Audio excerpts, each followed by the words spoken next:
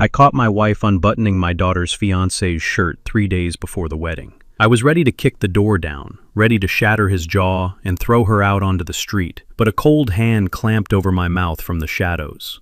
I turned, expecting to see a security guard, but it was my daughter, Jasmine. She wasn't crying, she wasn't shaking. She looked at me with eyes that were terrifyingly dry and whispered, "Dad, stop."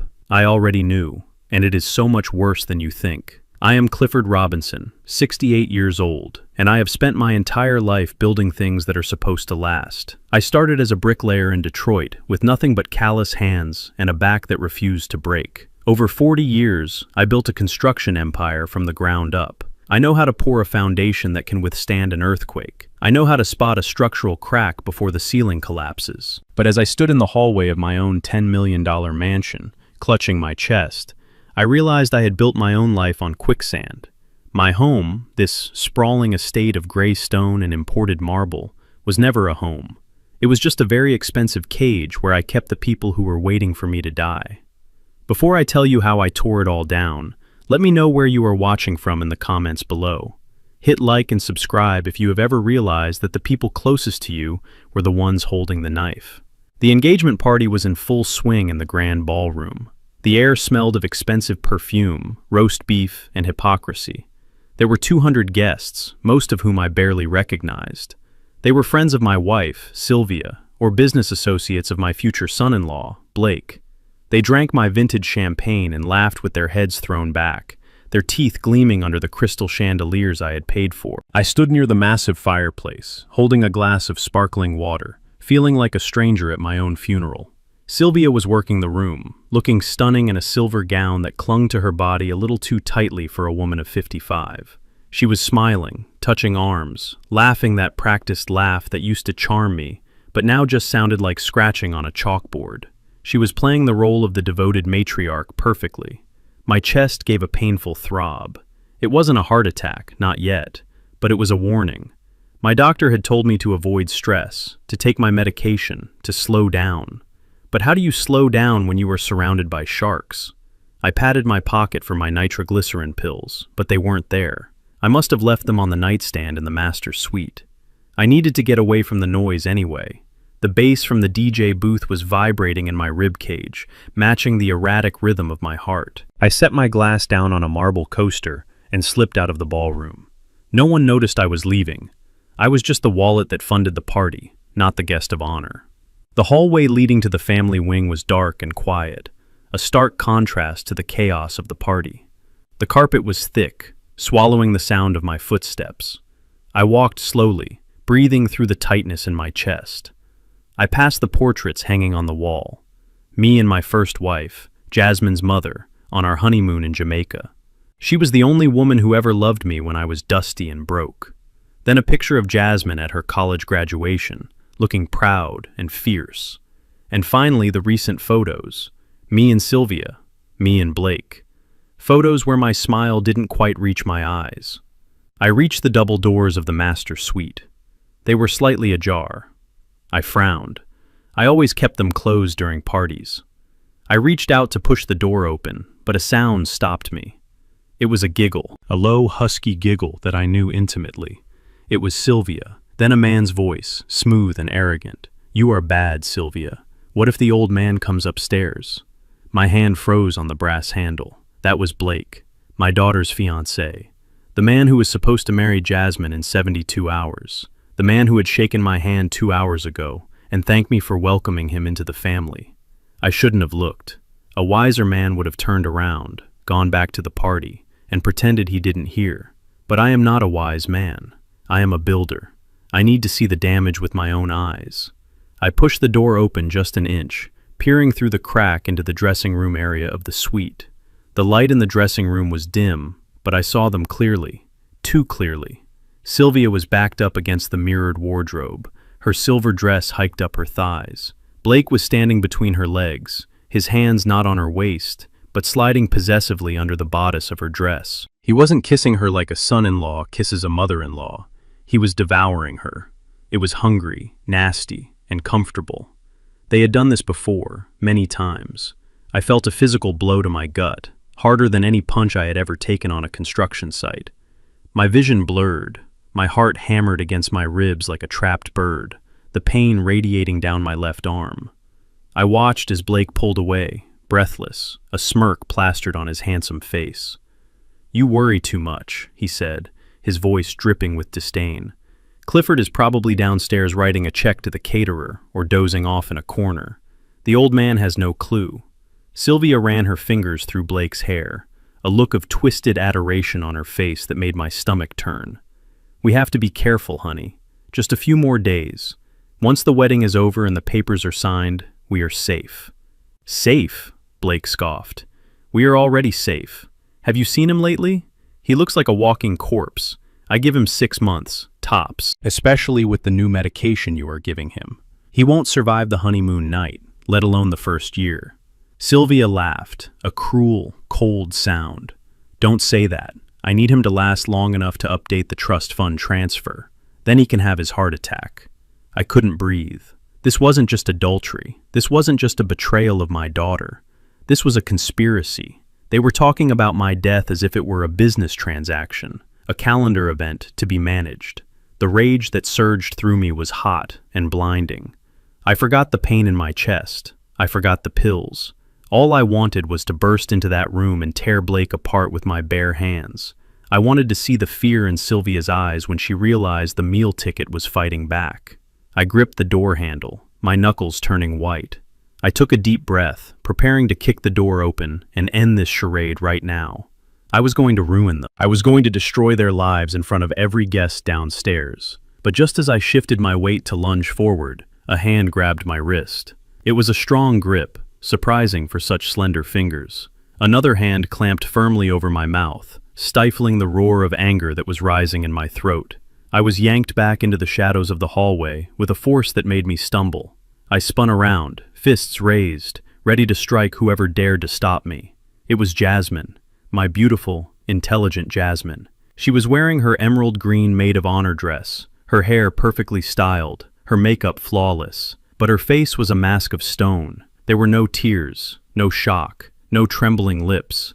She looked at me with an intensity that chilled my blood. She pressed a finger to her lips, her eyes darting toward the crack in the door, where her fiancé was currently groping her stepmother. "Shh," she hissed, barely audible.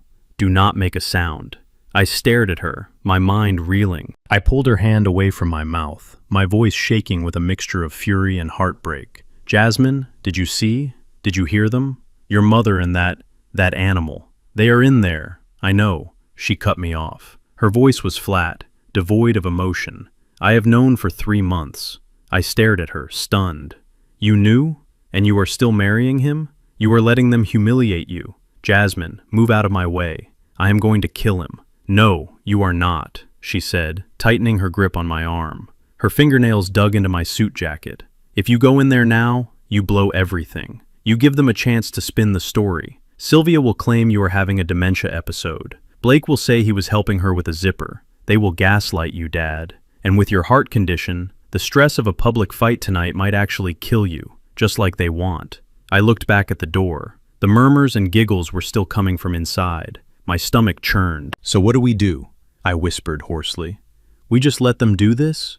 We let them laugh at us?" Jasmine's eyes narrowed, and for the first time, I saw something dark flicker in them. It wasn't sadness, it was hate. Pure, cold, calculated hate. "We don't do anything tonight," she said. "We go back downstairs. We smile. We cut the cake. You give a toast welcoming Blake to the family." "Are you insane?" I hissed. "I can't look at him without vomiting." "You have to," she said, her voice dropping to a terrifying whisper. "Because if they think they are safe, they get sloppy. You think this is just about them sleeping together? Dad, you have no idea. I have recordings. I have bank statements. I am not the victim here, Dad. I am the one holding the shovel." She stepped closer, her face inches from mine. "I am not letting them humiliate me. I am letting them dig their own graves. But I need you to be alive to see them fall in. So, take your hand off that door handle, fix your tie, and come downstairs." I looked at my daughter, really looked at her. I realized then that I didn't know her at all.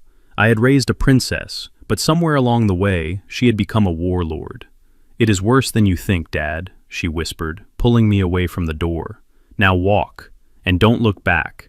I let her lead me away from the bedroom, away from the sounds of my wife betraying me.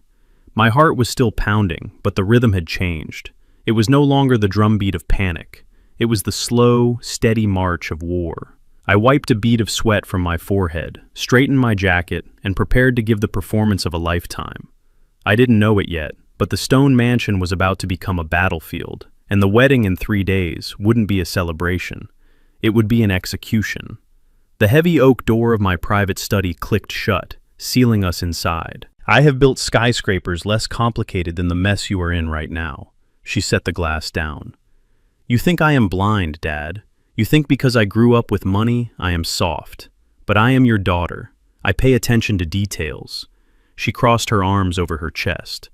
I found out about Blake and Sylvia 3 months ago. I came home early from the trip to Cabo. I saw his car in the driveway. I saw them by the pool. My stomach churned. You saw them. And you stayed? You are still marrying him? It is not about love, Dad, she said, her voice dropping to a whisper. It is about leverage. Blake is broke. He is not a tech entrepreneur. He is a glorified gambler with a mountain of debt. And Sylvia? She is greedy. She knows the prenup you made her sign gives her nothing if she cheats. But if you die, she gets 1/3 of the estate. I felt the blood drain from my face. I sat down heavily in my leather armchair. So that is it. They are waiting for me to die. Jasmine nodded slowly. They are not just waiting. They are impatient. That is why I need this wedding to happen. I have a private investigator building a case. I need them to think they have won. I need Blake to sign the marriage license. Once he does, his debts become community property, but not mine.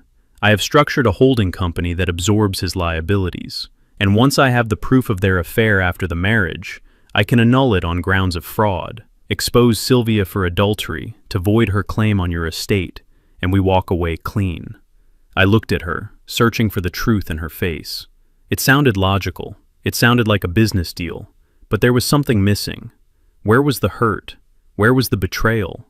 She was talking about destroying 2 people's lives as if she were discussing a zoning permit. You are playing a dangerous game, girl, I said. You are letting a wolf into the henhouse hoping you can shoot him before he eats the chickens. I am the wolf, Dad, she said flatly. They are the sheep. I just need you to play your part. Go back out there, shake his hand, smile at Sylvia, be the proud father. If you show even a crack in the foundation, they will panic. And desperate people do dangerous things. I looked at my hands. They were rough, scarred from years of laying bricks. I had built this life to protect her, and now she was asking me to use it as a weapon. I didn't know if I believed her entirely. There was a hardness in her I had never seen before. Had I created this? Had my obsession with success taught her that winning was more important than dignity? Fine, I said, standing up.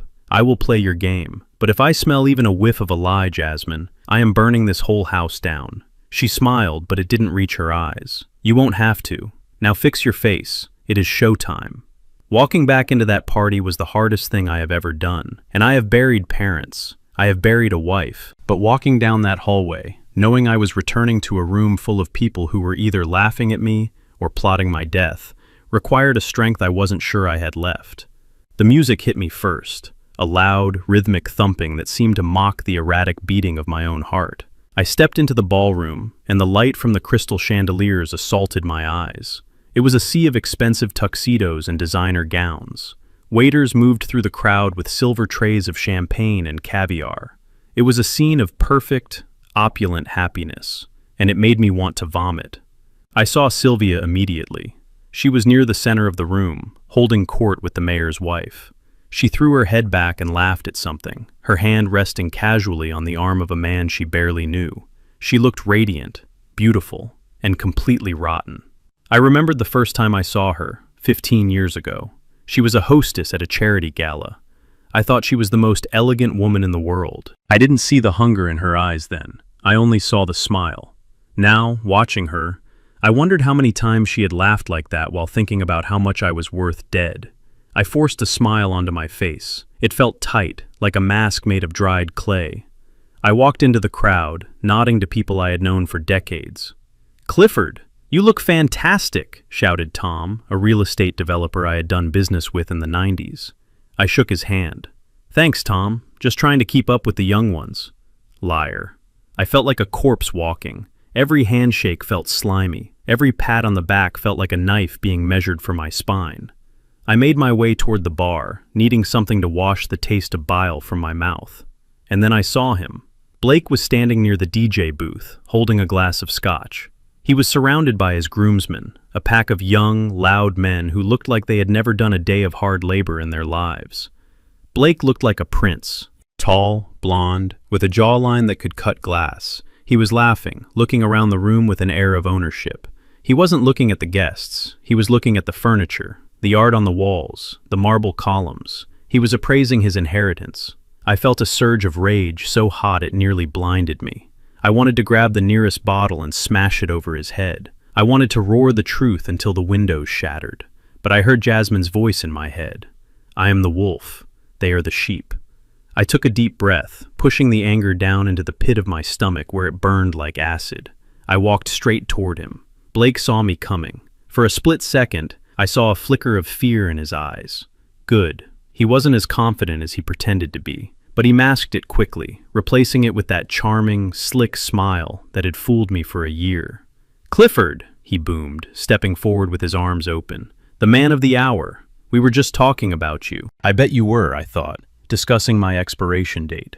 I took his hand. His grip was firm, aggressive. He tried to squeeze my hand, a subtle power play. I squeezed back. I might be 68 with a bad heart, but I have hands that have bent steel rebar. I felt his knuckles grind together. His smile faltered just a fraction. "Good to see you, son," I said, the word tasting like ash in my mouth. "Enjoying the party?" "It is incredible, sir," he said, pulling his hand back and rubbing it discreetly against his pant leg. "You really outdid yourself. Sylvia has amazing taste." "Yes, she does," I said, holding his gaze. "She always knows exactly what she wants. And she usually gets it." He laughed, but it was a nervous sound. "That is very true." He stepped closer, invading my personal space. He placed a hand on my shoulder. It was heavy, too heavy. It wasn't a gesture of affection, it was a gesture of containment, like a handler calming a horse before leading it to the glue factory. "You know, Clifford," he said, lowering his voice so only I could hear. The music thumped around us, creating a bubble of privacy. "I really appreciate everything you were doing. Not just the money, but trusting me with Jasmine, and with the business.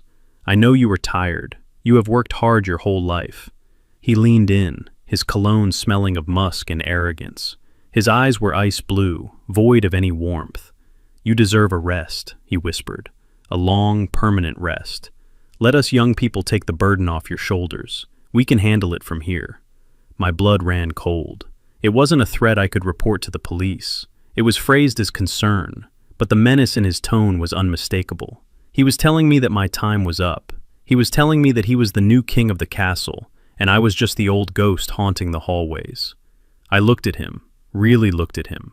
This wasn't just a gold digger. This was a predator, a man who enjoyed the kill as much as the feast. I looked across the room. Jasmine was standing by the entrance, watching us. Her face was unreadable. She gave a microscopic nod. Was she signaling me to stay calm, or was she signaling him? A terrible thought took root in my mind.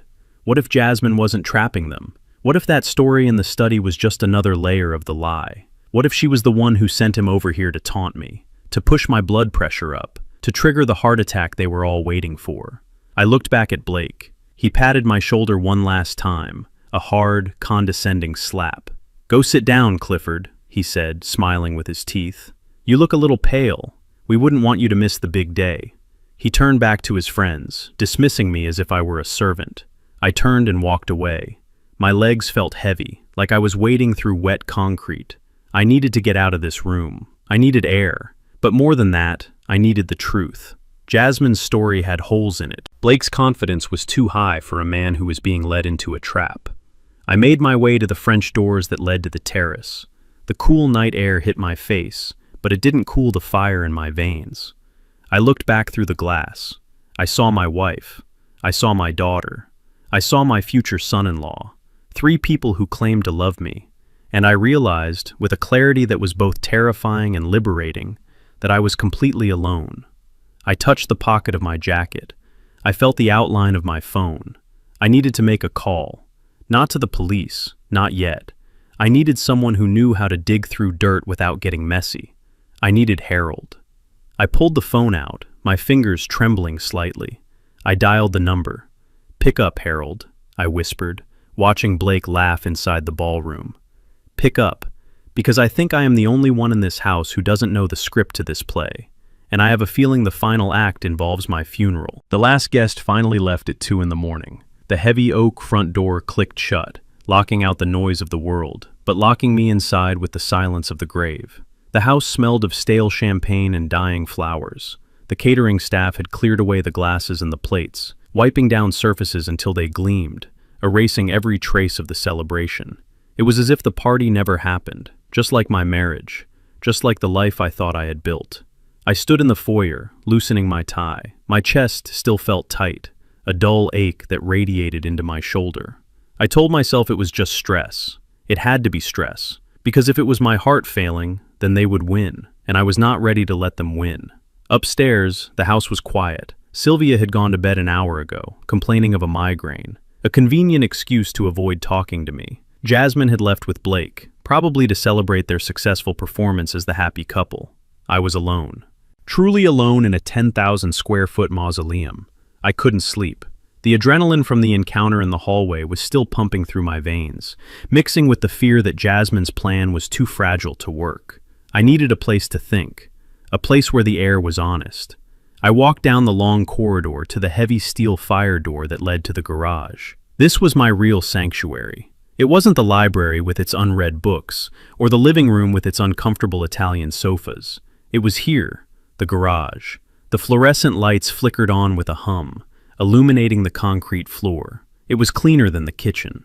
I walked past the gleaming black Mercedes S-Class, the car Sylvia insisted on buying but never drove because she preferred the chauffeur. I walked past Jasmine's white Range Rover, and I stopped in front of my pride and joy, my 1969 Mustang Fastback. I had restored it myself, piece by piece, bolt by bolt. It was the only thing in this house that I truly owned, the only thing that didn't lie to me. I ran my hand over the cold metal of the hood. Cars are simple. If an engine knocks, it tells you something is broken. If the brakes squeal, they need replacing. People are not like that. People smile while they hold a knife behind their back. I walked over to the workbench in the corner. It was covered in tools, organized with military precision. Behind a row of oil cans, hidden from view, was a small black monitor. Sylvia thought I was just an old man who liked to tinker with engines. She didn't know that 3 years ago, when cash started disappearing from my wallet and odd cars started parking down the street, I had installed a closed-circuit camera system. Not in the house. Sylvia would have found those. She was too nosy. I installed them here, in the garage. Because the garage is where people think they are safe. It is where they drop their guard before they enter the house. It is where they make phone calls they don't want anyone to hear. I pulled up the stool and sat down. My joints popped. I felt every year of my 68 years tonight. I woke the system up. The screen glowed blue, casting a ghostly light on my face. I didn't want to watch live footage. The garage was empty now. I needed to see the past. I began to scroll back through the timeline. Yesterday, the day before. I stopped at a timestamp from 48 hours ago. Tuesday afternoon, 2 p.m. I saw Sylvia's car pull in. She got out, looking around nervously. She wasn't wearing her usual socialite mask. She looked hard, predatory. Then, a second car pulled in. Blake's Porsche. I leaned closer to the screen. My heart began to hammer against my ribs again. They stood between the cars. They didn't kiss. This wasn't a lover's rendezvous. Their body language was tense, urgent. Blake was pacing back and forth, waving his hands. Sylvia was standing still, arms crossed, her face like stone. I turned up the volume. The microphone I had hidden near the ventilation duct picked up their voices clearly over the hum of the refrigerator. "You are taking too long, Sylvia," Blake said. His voice was sharp, lacking the smooth charm he used at the dinner table. "The loan sharks are giving me until the end of the month. If I don't pay the interest, they start breaking fingers." "Keep your voice down," Sylvia hissed. She opened her purse. She pulled out a small orange prescription bottle. It wasn't my usual pharmacy bottle. It had no label.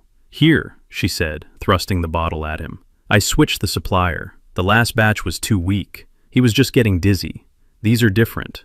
Blake took the bottle, holding it up to the light. "What are they?" Sylvia smiled. It was the ugliest smile I had ever seen. It was a smile void of humanity. "It is a mix," she said. "Antipsychotics and a high dose of sedatives. But the chemist said if he takes 2 of these a day, mixed with his heart medication, it creates a chemical reaction.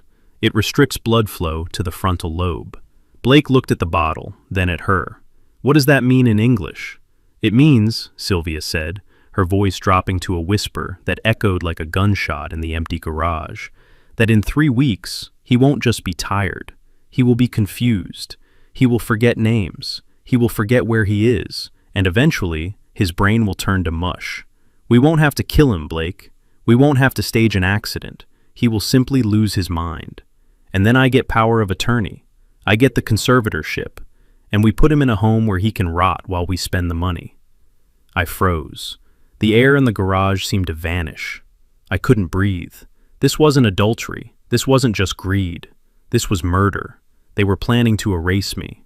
They didn't want to stop my heart. They wanted to erase my mind. They wanted to turn me into a vegetable so they could pick my pockets while I sat in a wheelchair drooling on myself. I watched Blake pocket the pills. He laughed. "You are wicked, Sylvia. I love it. So when do we start?" "I started this morning," Sylvia said. "I put the first one in his vitamin case. He swallowed it with his orange juice. I felt a wave of nausea roll over me. I remembered breakfast. I remembered the orange juice tasting slightly bitter. I had thought the fruit was just turning. I shut off the monitor. My hands were shaking so hard I could barely stand up. I wasn't just an old man dealing with a cheating wife anymore. I was a victim of poisoning. I was a man living with his executioners.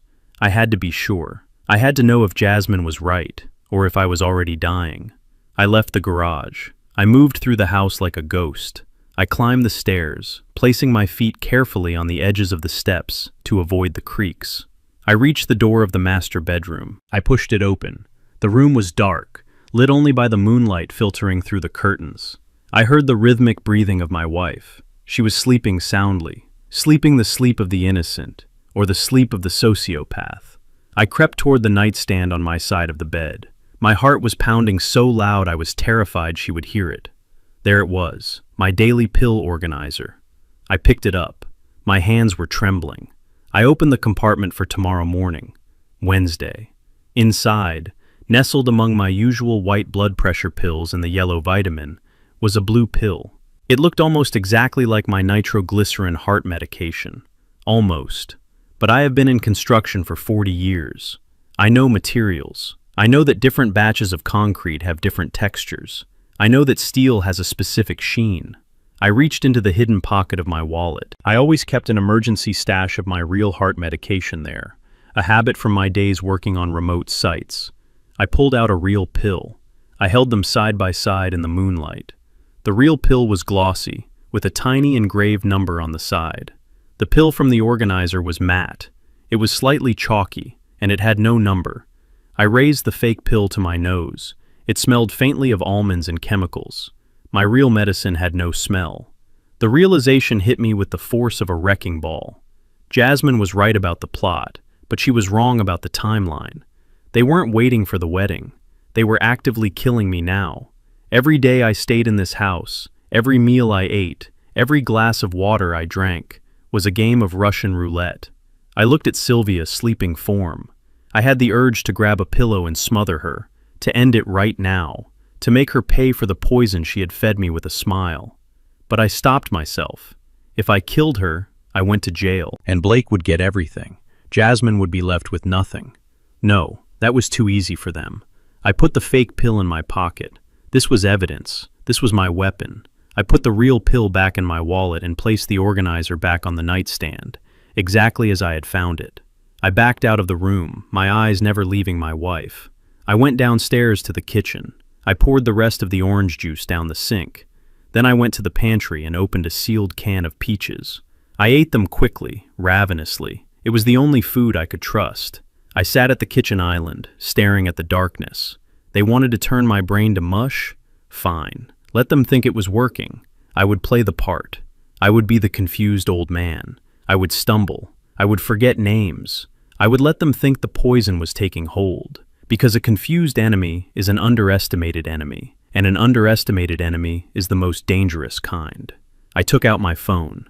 I didn't call the police. I sent a text message to Harold, my lawyer. Meet me at the diner on 4th Street, 6 a.m. Come alone, and bring the audio recorder. I deleted the message.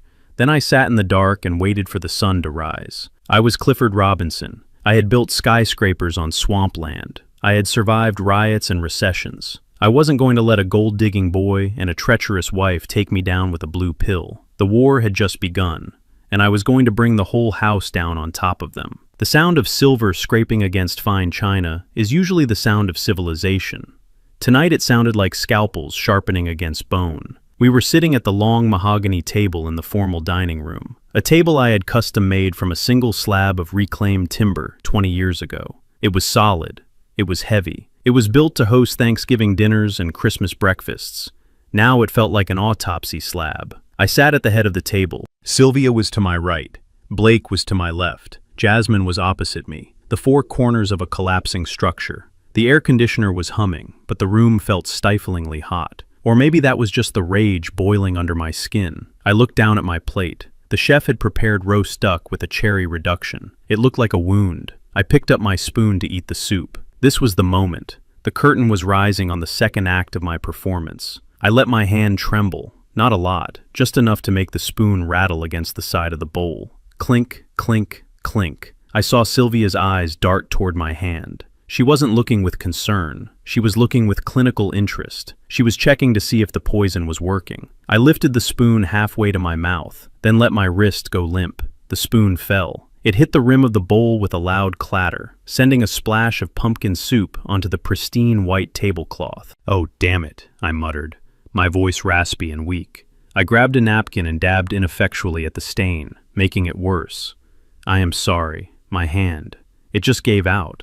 Sylvia reached over and placed her hand on my arm. Her skin was cool. Her nails were painted a blood red. "Do not worry, darling. It is just a spill. You are tired. You have been working too hard on the wedding preparations." Blake took a sip of his wine, hiding a smirk behind the crystal glass. "Yeah, Clifford, you should really rest. Maybe you should go lie down before the main course." They wanted me gone. They wanted to talk strategy. But I wasn't going anywhere. I had a bomb to drop. I shook my head, pushing myself up in the chair with exaggerated effort. "No, I need to stay. I need to talk to you all, while I still have moments of clarity." The table went silent. Even the scraping of knives stopped. Jasmine looked up from her plate, her expression guarded.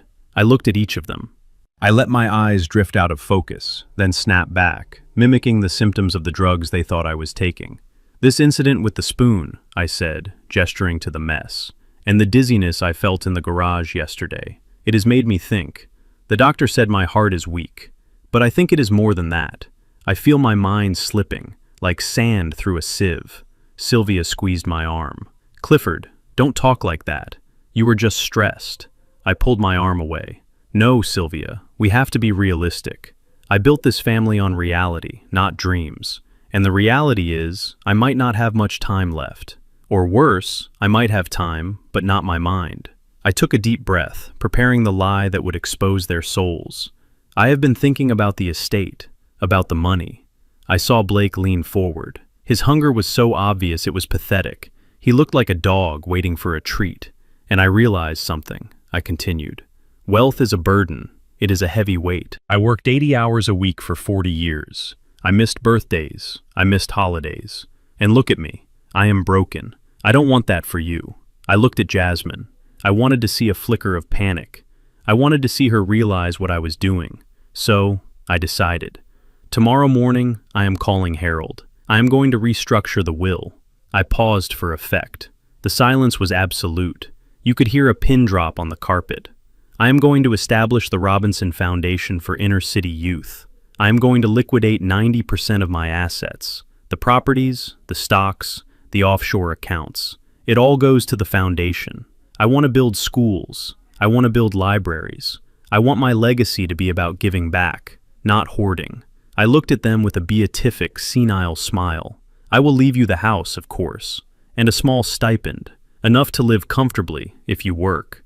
But the bulk of the fortune, it belongs to the world now. Crash. The sound came from my left. Blake had dropped his water glass. It shattered on the hardwood floor, sending shards of crystal and water everywhere. He didn't even look down. His face was pale, his mouth hanging open. "What?" he choked out. His voice was an octave higher than usual. "What did you just say?" Sylvia was gripping the edge of the table so hard her knuckles were white.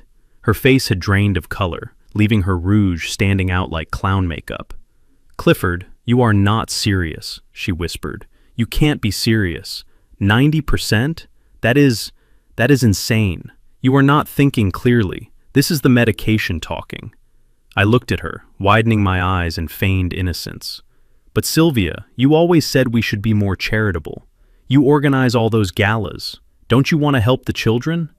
"I don't give a damn about the children," she snapped, then caught herself. "I mean, of course I do, but to give away everything? Clifford, you have a daughter, you have a wife, you have a future son-in-law. You have responsibilities to this family first. It is for your own good," I said, my voice trembling. "Money destroys families. I want to save you from the curse of greed." Blake stood up. He was shaking.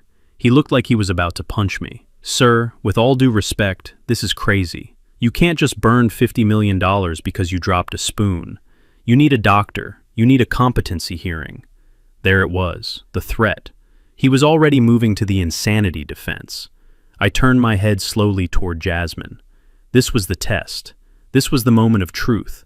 If she was truly on my side, if she was truly trapping them, she would play along. She would say, "That is a noble idea, Dad." She would encourage it to make them panic further, or she would remain silent.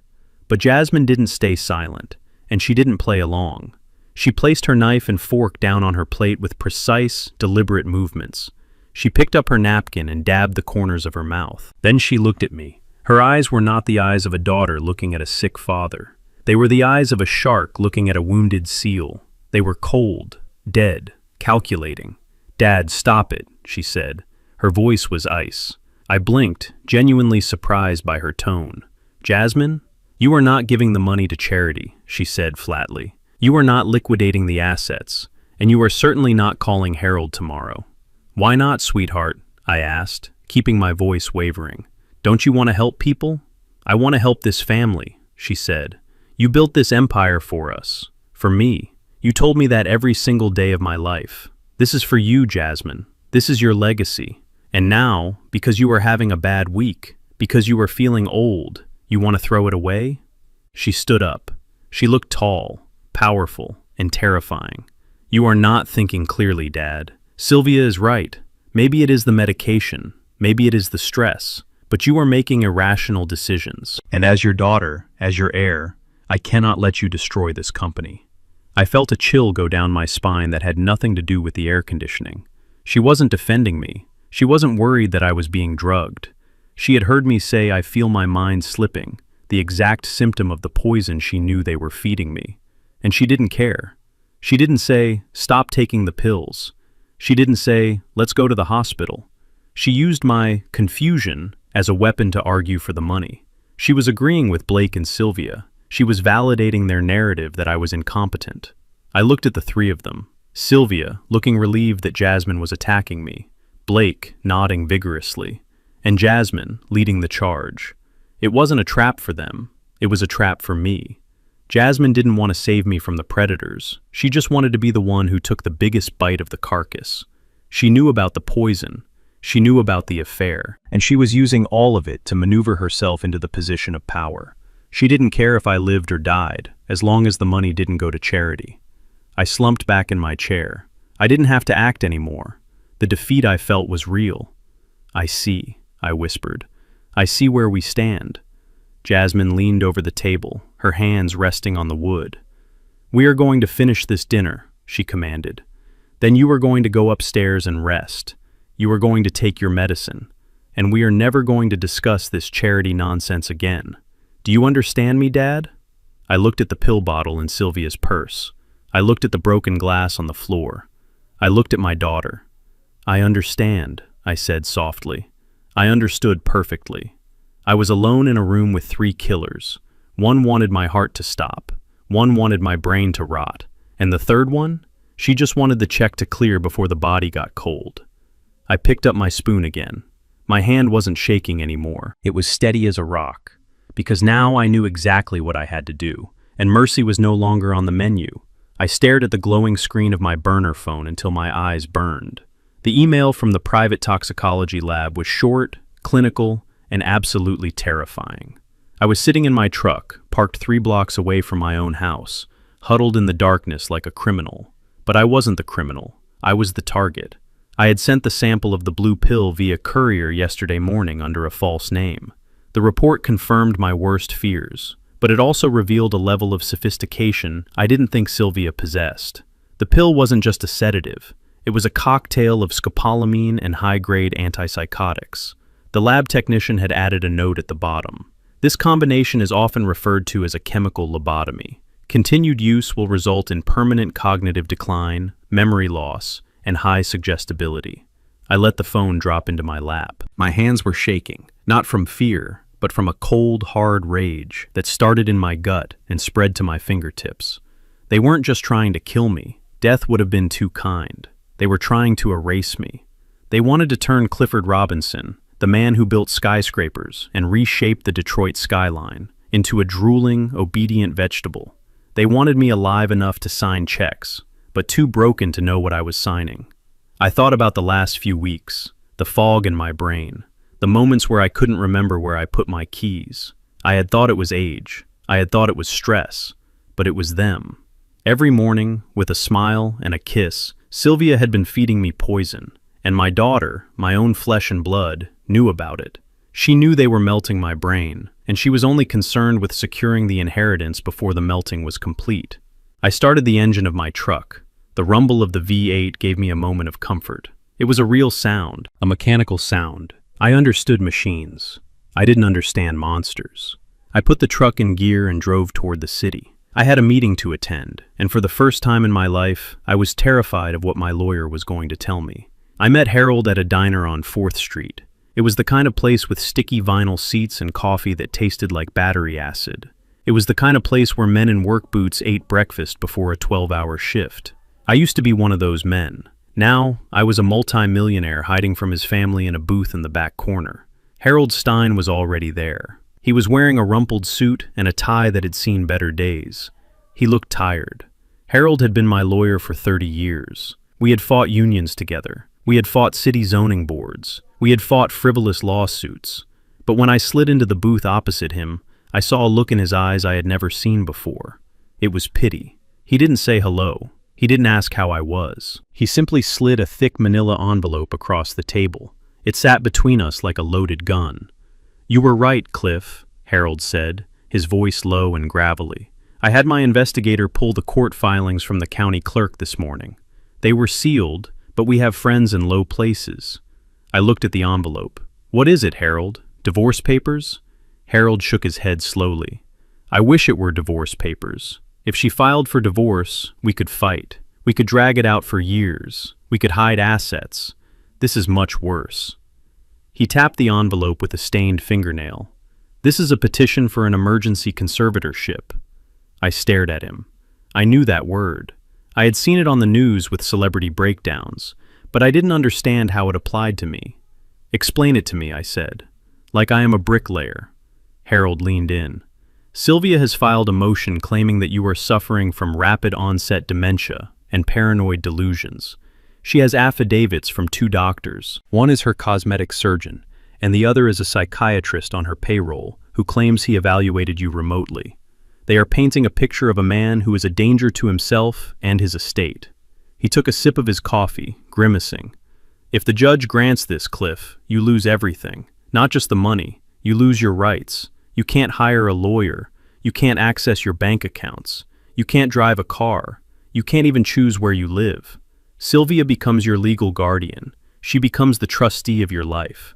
She can put you in a facility, medicate you however she sees fit, and liquidate your assets to pay for your care." I felt the blood drain from my face. This was the master plan. This was why Blake had taunted me. This was why Jasmine had pushed me. They don't just want the money, I whispered. They want control. Harold nodded. It is the perfect crime. If you die, there is an autopsy. There are questions. But if you simply go crazy, that is a tragedy. A private family matter. Sylvia gets to play the grieving, devoted wife who is forced to take control of the family empire. And she gets to spend your money while you sit in a padded room wondering what day it is. I slammed my fist on the table. The silverware rattled. The waitress looked over, annoyed. I am not crazy, Harold, I hissed. I am the sanest man in this city. We go to the judge. We show him the toxicology report. We show him the video of them plotting. Harold held up a hand. We will, but we have a problem.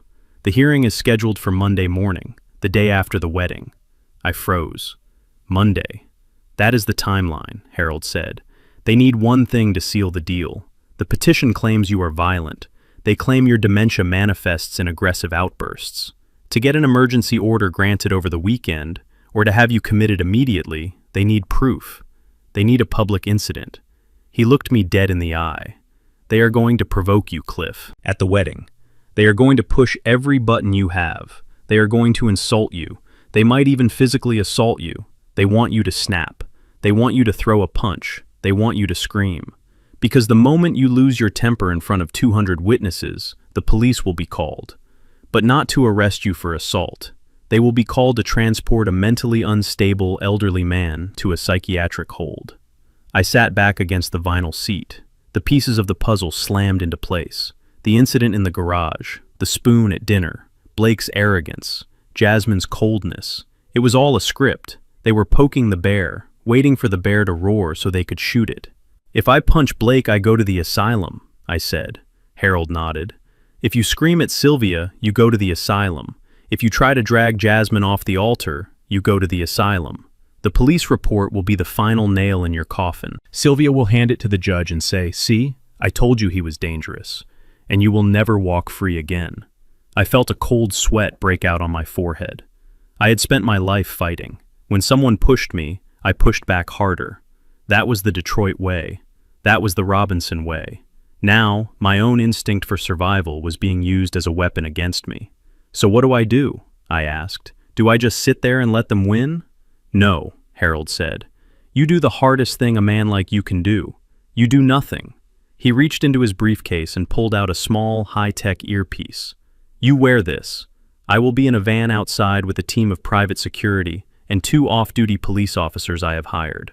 We are going to record everything, but you have to give us the evidence. You have to let them think their plan is working. You have to be the confused, docile old man, right up until the moment the trap snaps shut on them.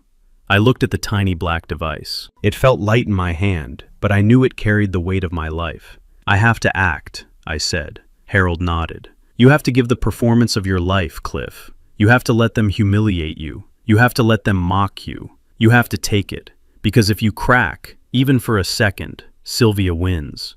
And you will spend the rest of your life staring at a wall. I thought about the wedding, the guests, the speeches, the lies. I thought about seeing Blake kiss my daughter. I thought about Sylvia playing the blushing mother of the bride. I clenched my jaw so hard my teeth ached. I can do it, I said. I will be a stone. Harold signaled for the check. Good, because this isn't a wedding anymore, Cliff. It is a sting operation, and you are the bait. I walked out of the diner into the gray morning light. The city was waking up. People were going to work, oblivious to the war being fought in their midst. I got back into my truck. I looked at my hands. They were big, scarred hands. Hands that could crush a throat or lay a brick. For the next 48 hours, I had to keep these hands in my pockets. I had to swallow my pride. I had to let them think they had broken the stallion. I drove back toward the stone mansion. I wasn't going home.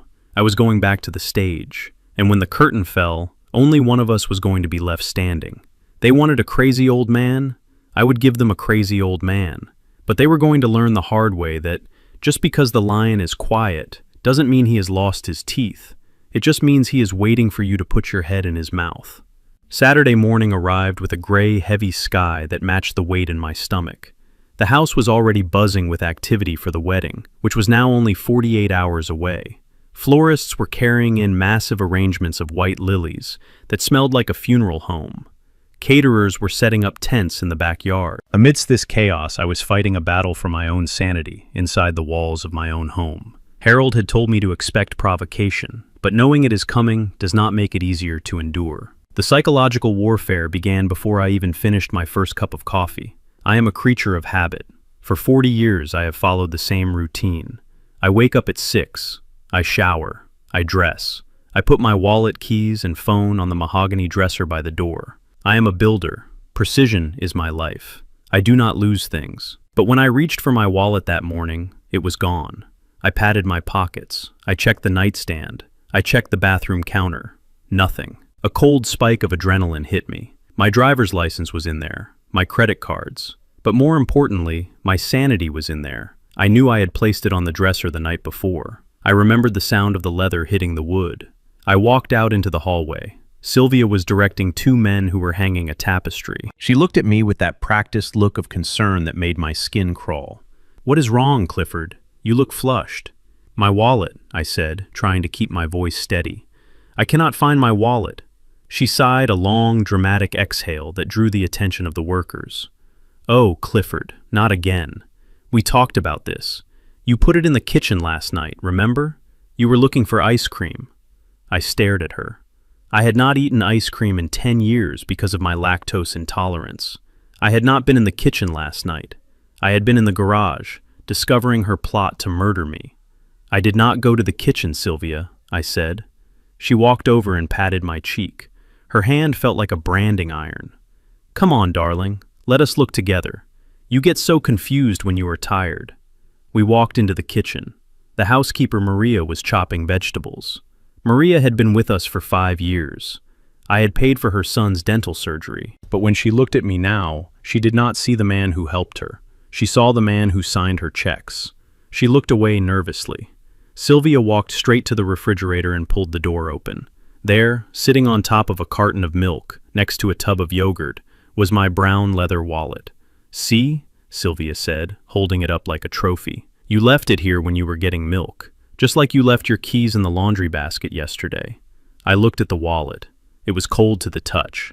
The leather was stiff from the chill. I knew I had not put it there. I knew it with every fiber of my being. But as I stood there with the housekeeper watching and the florists passing by in the hallway, I felt the walls closing in. This was how they did it. They moved my things while I slept.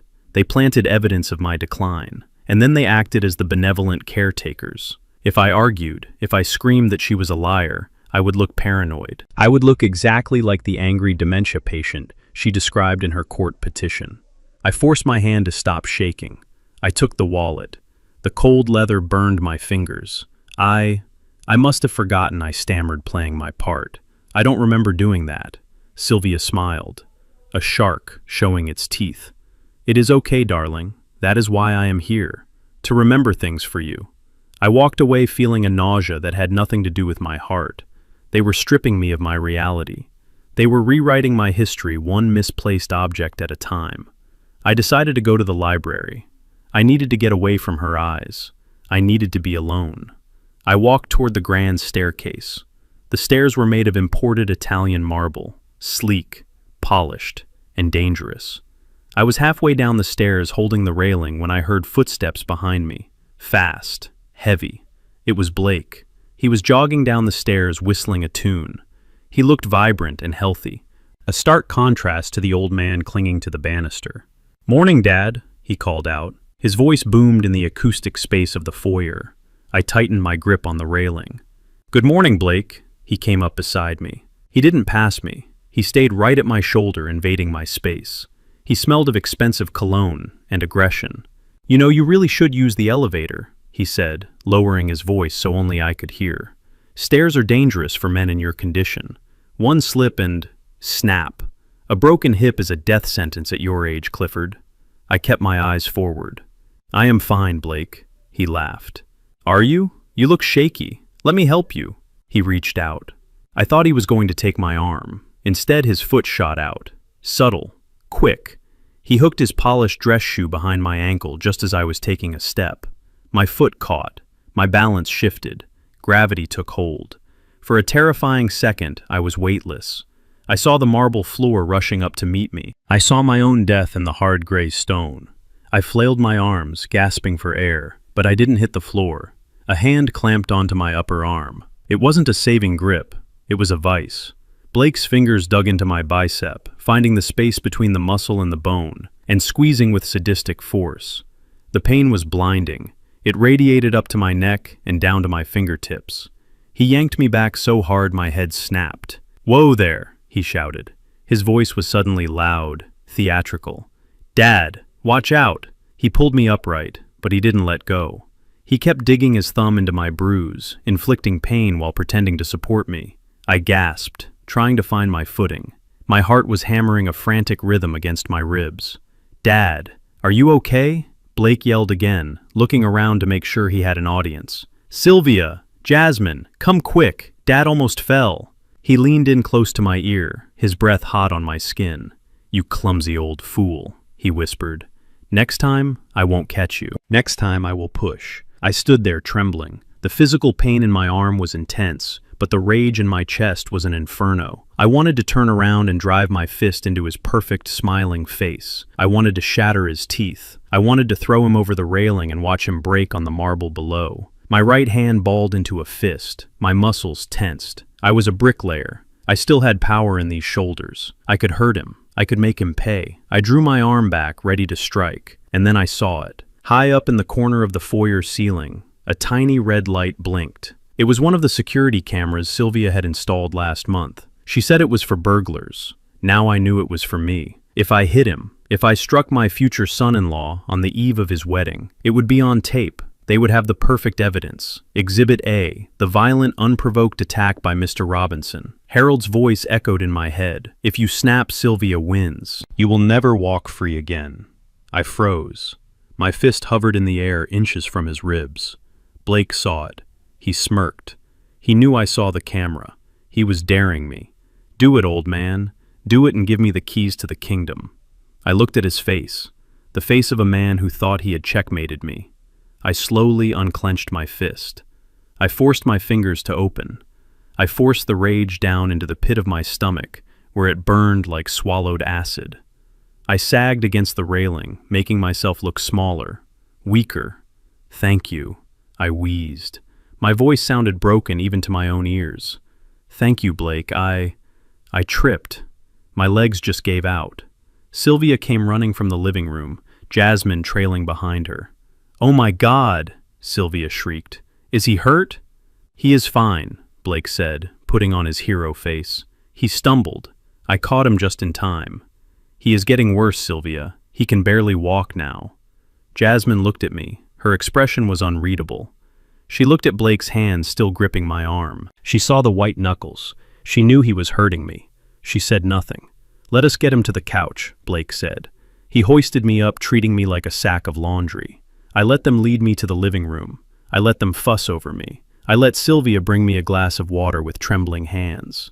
I sat there, surrounded by my enemies, feeling the bruise forming on my arm. But inside, my mind was clear, cold, sharp. They thought I was broken. They thought I was afraid. They were wrong. I hadn't refrained from hitting Blake because I was weak. I had refrained because I was waiting. I looked at the camera in the corner. Keep recording, I thought. Record everything. Because tomorrow when the truth comes out, that camera isn't going to be your witness. It is going to be your judge, and I will be the executioner. Sunday afternoon arrived, wrapped in a shroud of tension that was so thick I could taste it on my tongue. Sylvia had invited 3 of the most influential board members of the City Art Museum for high tea. This was her arena. She was trying to secure a chairmanship that would cement her status as the queen of high society. She needed to look perfect. She needed her house to look perfect. And she needed her husband to be a silent, elegant prop in the background. I sat in the wingback chair in the formal living room, wearing a charcoal gray suit that Sylvia had picked out. My hands were folded in my lap. To the outside world, I looked like a distinguished retired tycoon. But underneath the expensive Italian wool trousers, I was rigged for a demolition job. I was about to destroy the last shred of my dignity to save my life. I had spent the morning preparing. I had found an old hydration pack from my hiking days in the back of the closet. I filled it with warm water and mixed in a little yellow food coloring and a splash of vinegar for the smell. I taped the tube down my leg, securing the valve near my pocket. It was a crude device, a builder's solution, but it was the only weapon I had left. The guests arrived.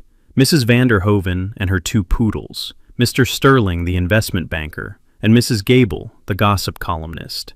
They sat on the silk sofas sipping Earl Grey tea and nibbling on cucumber sandwiches.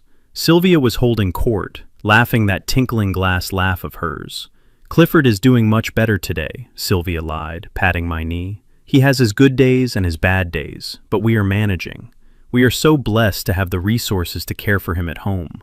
Mrs. Vanderhoven peered at me over her spectacles. "It is so noble of you, Sylvia. Most women would have sent him to a facility by now." I stared blankly ahead, focusing on a spot on the wall. Inside, my heart was hammering against my ribs. This was it, the point of no return. If I did this, there was no going back. I would be the crazy old man forever in their eyes. But if I didn't do it, Sylvia would keep feeding me poison until I really was gone. I waited for a lull in the conversation. It came when Mr. Sterling asked about the upcoming charity gala. I stood up. My movement was abrupt, jerky. Sylvia looked up, her smile faltering slightly. "Clifford, darling, where are you going? Do you need to use the restroom?" I looked at her. I let my jaw go slack. I widened my eyes, mimicking the look of absolute confusion I had seen in my own father's eyes before he passed. I don't know," I mumbled. "The birds. Where are the birds?" Sylvia's face tightened. "Sit down, Clifford. We can look for the birds later." I took a step toward the center of the room, right onto the priceless Persian rug Sylvia had bought at auction last year. It cost more than my first house. I reached into my pocket and found the valve. I need to go," I said, my voice rising in panic. "Then go to the bathroom, darling," Sylvia hissed through her teeth, her eyes darting to her guests. I released the valve. The warm liquid flooded down my leg, soaking the gray wool of my trousers instantly. It pooled around my expensive leather shoes and began to spread onto the intricate patterns of the rug. The smell of vinegar and stale water hit the air, sharp and undeniable. I stood there looking down at the spreading dark stain. I let out a whimper, a sound of pure, pathetic helplessness. "Oh no," I whispered. "Oh no. It is raining inside." The silence in the room was absolute. It was a vacuum that sucked the air out of everyone's lungs. Mrs. Vanderhoven gasped, covering her mouth with a lace handkerchief. Mr. Sterling looked away, embarrassed. Mrs. Gable stared her eyes wide, memorizing every detail for her next column. Sylvia froze. For 3 seconds she just stared at the puddle. I saw the vein in her forehead pulse. I saw the mask of the perfect hostess crack and shatter. She wasn't looking at a sick husband. She was looking at a ruined rug and a ruined reputation. "Oh my God," Sylvia shrieked. "Clifford, what have you done?" She jumped up, knocking over the teapot. Hot tea splashed onto the table, but no one noticed. All eyes were on me and the dark stain spreading across the floor. I started to cry. Fake sobbing tears that I forced out of my eyes through sheer will. "I am sorry," I wailed, wiping my nose on my sleeve. "I am sorry, Mommy. I didn't mean to." Calling her Mommy was the final touch. It infantilized me completely. It confirmed to everyone in that room that Clifford Robinson, the titan of industry, was gone. There was only a shell left. "Maria!" Sylvia screamed, her voice shrill and ugly. "Maria! Get towels! Get him out of here!" The guests stood up hurriedly, gathering their purses. "We should go," Mrs. Vanderhoven said, her voice dripping with pity and disgust. "You have your hands full, Sylvia. We will call you." "No, please stay," Sylvia begged, grabbing Mrs. Vanderhoven's arm. "He is just having an episode. It is the medication." But they were already moving toward the door, stepping wide around the puddle. The smell was filling the room. My performance was perfect. Maria, the housekeeper, ran in, her eyes wide. She grabbed my arm and began to pull me toward the stairs. I shuffled along, head down, listening to the front door close. As soon as the guests were gone, Sylvia turned on me. She didn't hit me. She didn't scream. She just looked at me with a cold, dead hatred that was far more terrifying. "You disgusting old animal," she hissed. "You did that on purpose." I stared at her, drooling slightly. "Who are you?" I asked. She stared at me, searching for a sign of deception, but I gave her nothing. I was a stone. Get him upstairs, she spat at Maria. Clean him up, and lock his door. If he comes out again before the wedding, I will fire you. I let Maria lead me away. As I climbed the stairs, I heard Sylvia kicking the furniture downstairs, screaming into the empty room. I had lost my dignity, yes, but I had won the narrative. Now she wasn't guarding a prisoner, she was babysitting a vegetable. And people get sloppy around vegetables. 2 hours later, I was sitting in the corner of my bedroom, wearing a pair of sweatpants and an old t-shirt. The door was unlocked. They hadn't bothered to lock it because they thought I was too confused to operate the handle. I sat in the armchair, staring out the window at the setting sun. I kept my body still, my face slack, but my ears were tuned to the frequency of a predator. They were in the hallway, Sylvia, Jasmine, and Blake. They weren't whispering anymore. Before the incident in the living room, they would huddle in corners. Now they stood right outside my open door, speaking in full volume. Why whisper when the only witness is a senile old man who wets himself? It is disgusting, Sylvia said. Did you smell it? I had to throw the rug out. $10,000, Jasmine. Ruined. He can't stay here, Jasmine said. Her voice was pragmatic, cold. Not for the wedding. We can't have him peeing on the altar, Mom. It is a liability. I agree, Blake chimed in. Look, we got the medical report from the incident today, right? Maria saw it. The guests saw it. That is enough for the emergency order. We call the judge tomorrow morning. We tell him Clifford Robinson is a biohazard. We get him committed by Tuesday afternoon. Tuesday afternoon. That was the deadline. I had less than 48 hours. What about the transfer? Sylvia asked. The notary is coming Monday morning. Can he sign the papers if he is... like this? Blake laughed. He can hold a pen, Sylvia. We just guide his hand. As long as the signature matches closely enough, the bank won't care. They just want the fees. Once the assets are transferred to the joint account, we put him in the van and drive him to Shady Acres. Or the glue factory. I don't care. They laughed. All three of them. A cruel bonding moment over the destruction of the man who fed them. I sat there watching a bird fly past the window. I didn't blink. I didn't react. I let their insults wash over me. Their arrogance was their weakness. They were so sure of their victory that they were handing me the ammunition I needed to shoot them down. Jasmine and Sylvia walked down the hall, their heels clicking on the hardwood. But Blake stayed behind. He walked into my room. He didn't knock. You don't knock for a dog. He walked over to where I was sitting. He had a glass of scotch in his hand. He looked at me with a mixture of pity and contempt. Look at you, he said, taking a sip. The great Clifford Robinson, sitting in your diaper, staring at the sun. It is almost sad. Almost. I didn't move. I kept my breathing shallow. His phone rang. He pulled it out of his pocket. He looked at the screen, and his face changed. The arrogance vanished, replaced by a sharp, panicked fear. He walked over to the window, turning his back to me. He thought I was gone. He thought I was furniture. He answered the phone. Yeah, Rocco. I know what time it is. He paused, listening to the person on the other end. No, don't come to the house.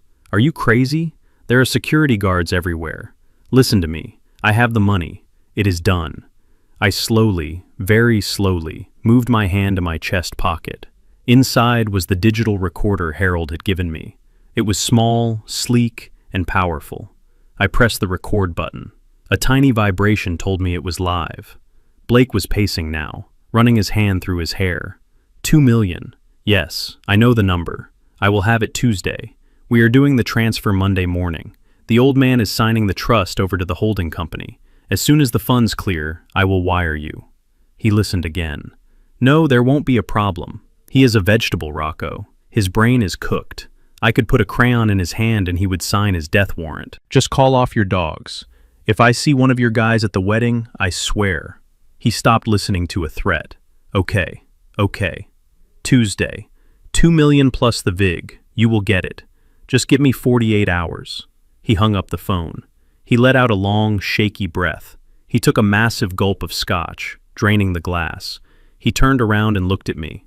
You better sign those papers tomorrow, old man, he whispered to me, because if you don't, my legs get broken. And if my legs get broken, I am going to make sure you stop breathing before I go down. He walked out of the room, slamming the door behind him. I sat there in the silence. I reached into my pocket and pressed the stop button. I had it. I had the confession. I had the motive. I had the proof that he was coercing me for criminal debts. I looked down at my hands. They were steady. They thought I was a puddle on the floor. They thought I was a decaying relic. But as I sat there in the twilight, I felt stronger than I had in 20 years. The water from the hydration pack had dried, but the fire in my belly was raging. They wanted a signature. Oh, I would give them a signature. But it wasn't going to be on a check. It was going to be on a police statement. I stood up and walked to the mirror. I looked at the old man staring back at me. Gray hair, wrinkled skin, sad eyes. "Good job, Cliff," I whispered to my reflection. "You make a very convincing victim. Now let us show them what a survivor looks like." I hid the recorder in the hollow leg of the armchair. Tomorrow was the notary. Tomorrow was the signing. And tomorrow, Clifford Robinson was going to wake up. The sun had gone down hours ago, leaving the stone mansion wrapped in a suffocating darkness. It was Sunday night, the night before the transfer, the night before they planned to sign my life away. I was sitting on the edge of the bed in the master suite. My arms hung limp at my sides. My head lolled forward. To the casual observer, I was a man whose batteries had run out. A shell, a husk. Sylvia was in the room with me. She was preparing me for bed. It is a strange and terrible thing to have the person who is plotting your demise unbutton your shirt. Her hands were efficient but cold. She stripped the shirt from my back, not with the tenderness of a wife, but with the annoyance of a nurse finishing a double shift. She tossed my shirt into the hamper with a sigh of exhaustion. "You are heavy, Clifford," she muttered, pulling my arm through the sleeve of my pajamas. "You are dead weight. Do you know how hard it is to take care of you?" I said nothing. I let a little drool escape the corner of my mouth. I let my eyes drift around the room, unable to focus on her face. This was the hardest part of the performance, the surrender of dignity. But I needed her close. I needed her guard to be completely down, because I was about to whisper a poison into her ear that was far more deadly than the pills she had been feeding me. I knew Sylvia better than she knew herself. I knew she was greedy, yes. But her greed was driven by a deep-seated insecurity. She was terrified of aging. She was terrified of being replaced. She spent thousands a month on creams and treatments to keep time at bay. And she had a secret. Hidden behind the large vanity mirror in her dressing room was a wall safe. Not the main safe in the library that we shared. A private safe. She thought I didn't know about it. She thought the contractor she hired 10 years ago to install it had kept his mouth shut. But I am a builder. I know every hollow space in this house. I knew she kept her emergency cash there, her diamonds, the things she planned to take if she ever decided to leave me. And tonight, I was going to use that secret to tear her alliance apart. Sylvia pushed me back onto the pillows. "There, now go to sleep. Tomorrow is a big day. You need to be rested so you can hold a pen." She turned to walk away toward her dressing room. She was already mentally spending the money she would steal tomorrow. I made a sound, a low guttural moan. Sylvia stopped. "What is it now, Clifford?" I lifted a trembling hand, pointing vaguely toward the wall where her dressing room was. "The key," I mumbled. My voice was thick, slurpy. "The gold key." Sylvia froze. Her back went rigid. She turned around slowly. Her eyes were narrow, suspicious. "What did you say?" she asked, stepping back toward the bed. I rolled my head on the pillow, looking up at her with wide, confused eyes. "Jasmine," I whispered. "Jasmine took the gold key. From your purse." Sylvia's face lost its color. She leaned over me, her hands gripping the duvet. "What key, Clifford? What are you talking about?" "The key to the mirror," I said. "The secret place, behind the glass." I saw the panic ignite in her eyes. I had never mentioned the safe in 10 years. The fact that I knew about it terrified her. But the fact that I said Jasmine had the key terrified her more. "You were dreaming," she said, but her voice shook. "You were confused." "No," I whined like a child. "I saw them. In the hallway. Jasmine gave it to him. She gave it to Blake." I paused, letting the words sink in. I watched her process the information. Jasmine and Blake, her stepdaughter and her lover. She said you wouldn't notice. I continued letting the lies flow like dirty water. She said you were too old. She said you were slipping. Sylvia's grip on the duvet tightened until her knuckles were white. "What did they say, Clifford? Tell me." I closed my eyes, feigning exhaustion. "Blake laughed," I whispered. "He said, Once they get the money, they don't need the old hag anymore. He said they will put you in the home with me. The silence in the room was deafening. I could hear Sylvia's breathing. It was fast, shallow. I had hit the bullseye. Old hag. That was the dagger. Blake was 27 years younger than her. She knew deep down that he was only with her for the lifestyle. But hearing it confirmed, hearing that he was plotting with Jasmine to discard her, played into her deepest, darkest fears. I opened one eye just a crack. Sylvia was standing over me, looking at nothing. Her face was a mask of pure, unadulterated rage. She looked like a statue carved from ice. "Are you sure, Clifford?" she whispered. "Are you sure you saw the key?" "Yes," I moaned. "The little gold one, with the ruby. That was the detail that sealed it. The key did have a tiny ruby chip in it. Only she knew that. She didn't say another word to me. She didn't tuck me in. She didn't turn off the light. She turned on her heel and marched toward her dressing room. Her steps were silent, but furious.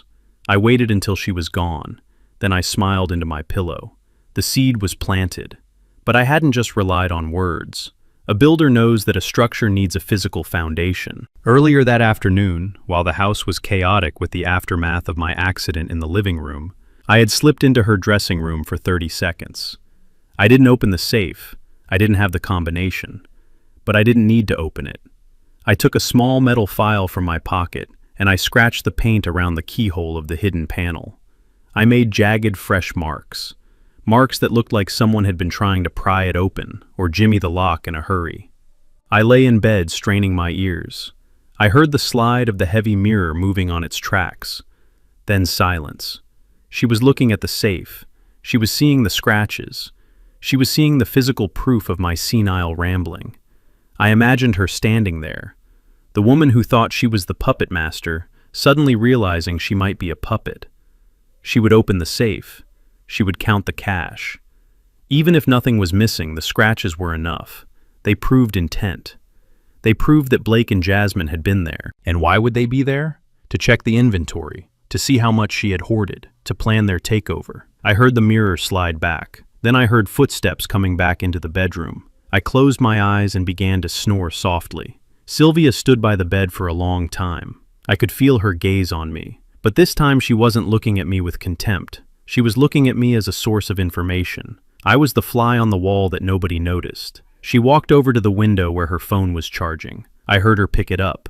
I heard her dial. She didn't speak immediately. Then her voice came low and venomous. "Blake, where are you?" A pause.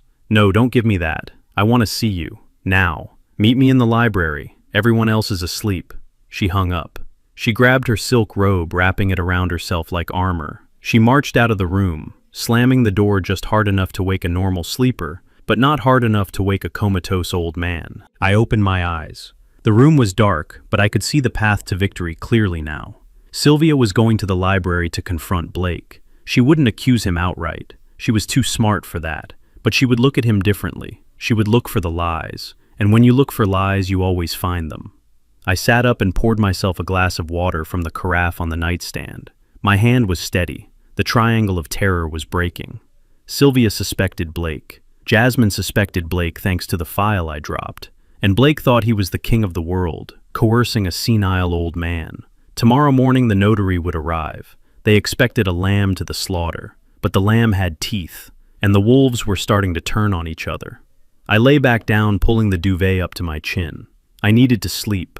I needed my strength. Because tomorrow, I wasn't just signing papers. I was signing warrants. I thought about the scratches on the safe. A tiny detail. A few flakes of paint removed. But in construction, a hairline fracture is all it takes to bring down a cathedral. "Sleep well, Sylvia," I whispered to the empty room. "Because when you wake up, your boyfriend is going to look a lot less like a lover and a lot more like a thief. And there is nothing a woman like you hates more than being robbed." Monday morning arrived with the sterile brightness of an operating room. It was the day of the transfer, the day the notary was coming, the day my life's work was supposed to be signed over to a holding company controlled by 3 vultures. I sat at the kitchen island wearing my bathrobe. My hair was uncombed. I stared down at a bowl of lukewarm oatmeal. I hate oatmeal. It reminds me of wet cement. But Sylvia insisted I eat it. She said it was good for my digestion. I think she just liked watching me struggle with the spoon. Jasmine was standing by the coffee machine. She was dressed in a sharp black business suit. Her hair was pulled back so tight, it pulled at the corners of her eyes. She was tapping away on her phone, checking stock prices, or maybe confirming the wire transfer details. She looked like a CEO. She looked like a killer. I lifted the spoon. I let my hand tremble violently. The oatmeal sloshed over the side of the spoon and landed on my chin. It trickled down onto the collar of my robe. I let out a small, frustrated whimper. Jasmine looked up from her phone. Her eyes narrowed in disgust. She didn't see her father. She didn't see the man who paid for her Ivy League education. She saw a mess that needed to be cleaned up before the guests arrived. "For God's sake, Dad," she snapped. "Can you not feed yourself for 5 minutes?" She walked over and grabbed a paper napkin. She didn't wipe my face with love. She didn't wipe it with the gentleness of a daughter caring for an aging parent. She scrubbed my chin hard.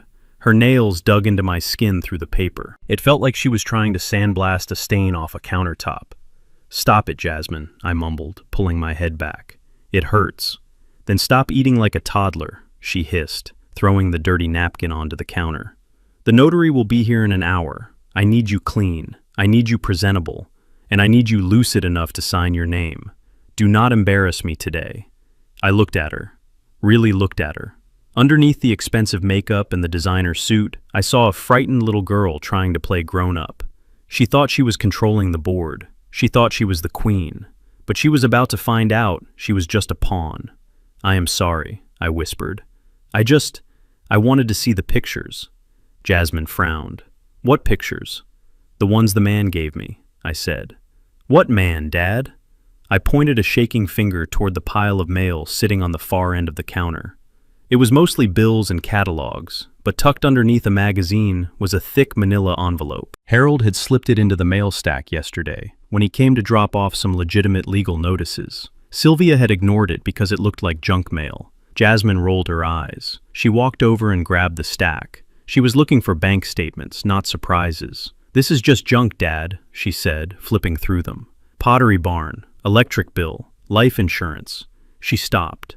She held the manila envelope. It had no return address, just my name, handwritten in block letters. "Open it," I said, my voice taking on a childish excitement. The man said it was a surprise. Jasmine ripped the envelope open. She pulled out the contents. It wasn't a letter. It was a stack of photographs, high-definition surveillance photos taken with a long lens. I watched her face as she looked at the first one. Her expression went from annoyance to confusion, then to shock. The first photo showed a small, modest house in a suburb of Columbus, Ohio. It had a white picket fence, a tricycle on the lawn.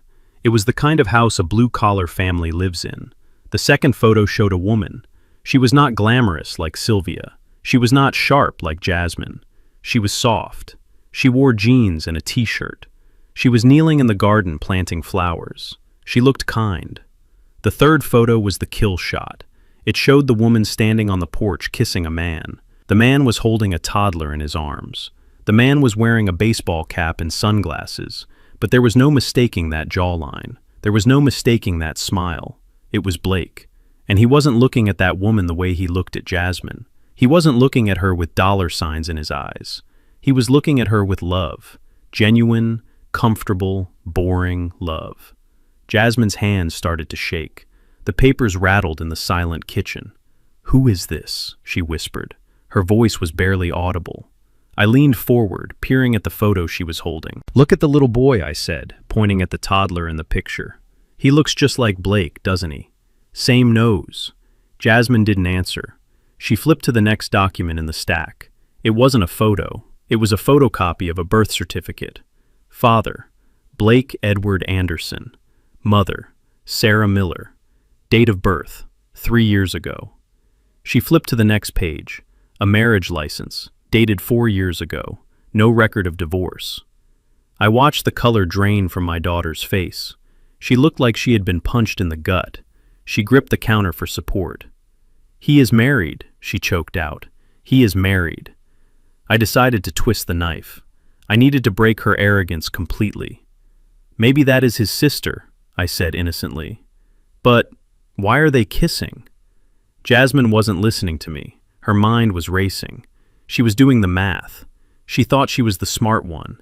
She thought she was using Blake to get my money, and then she would discard him.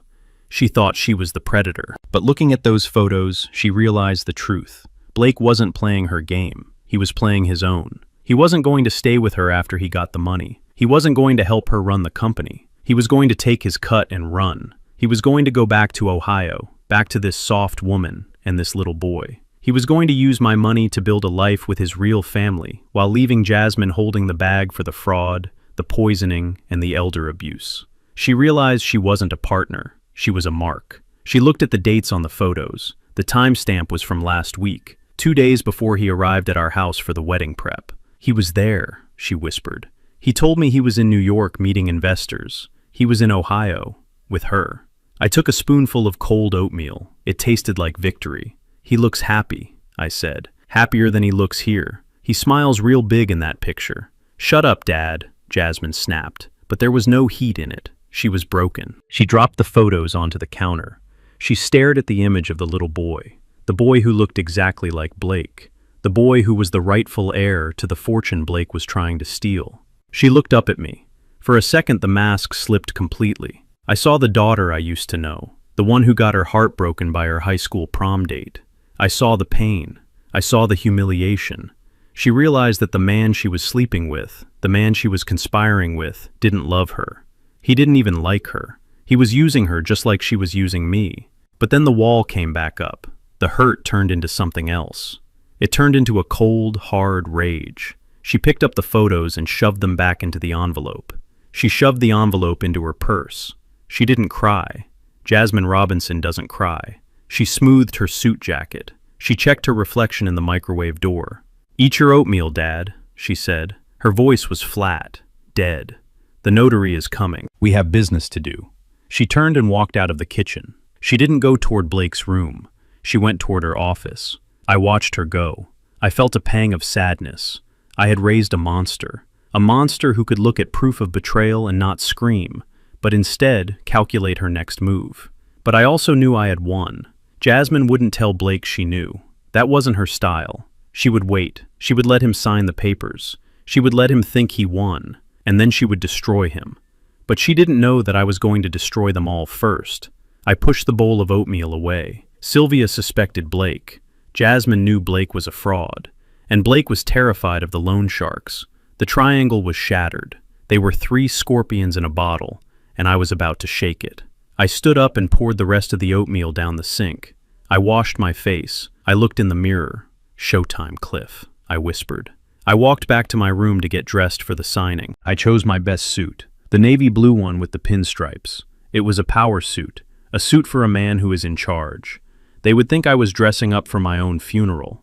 They didn't know I was dressing for court. As I tied my tie, my hands were steady. The trembling was gone. The confusion was gone. I was Clifford Robinson, and today I was taking my house back. The afternoon sun was fighting a losing battle against the thick gray stone of the mansion. The notary had left hours ago. The papers were signed. The transfer of the trust was initiated, but it would not clear until tomorrow morning. That was the window. That was the kill zone. I found Blake in the billiards room practicing his break. He was wearing a polo shirt that cost more than my first car. He looked like a man who had already won the lottery. He was whistling. I stood in the doorway, leaning heavily on my cane. I let my mouth hang open slightly.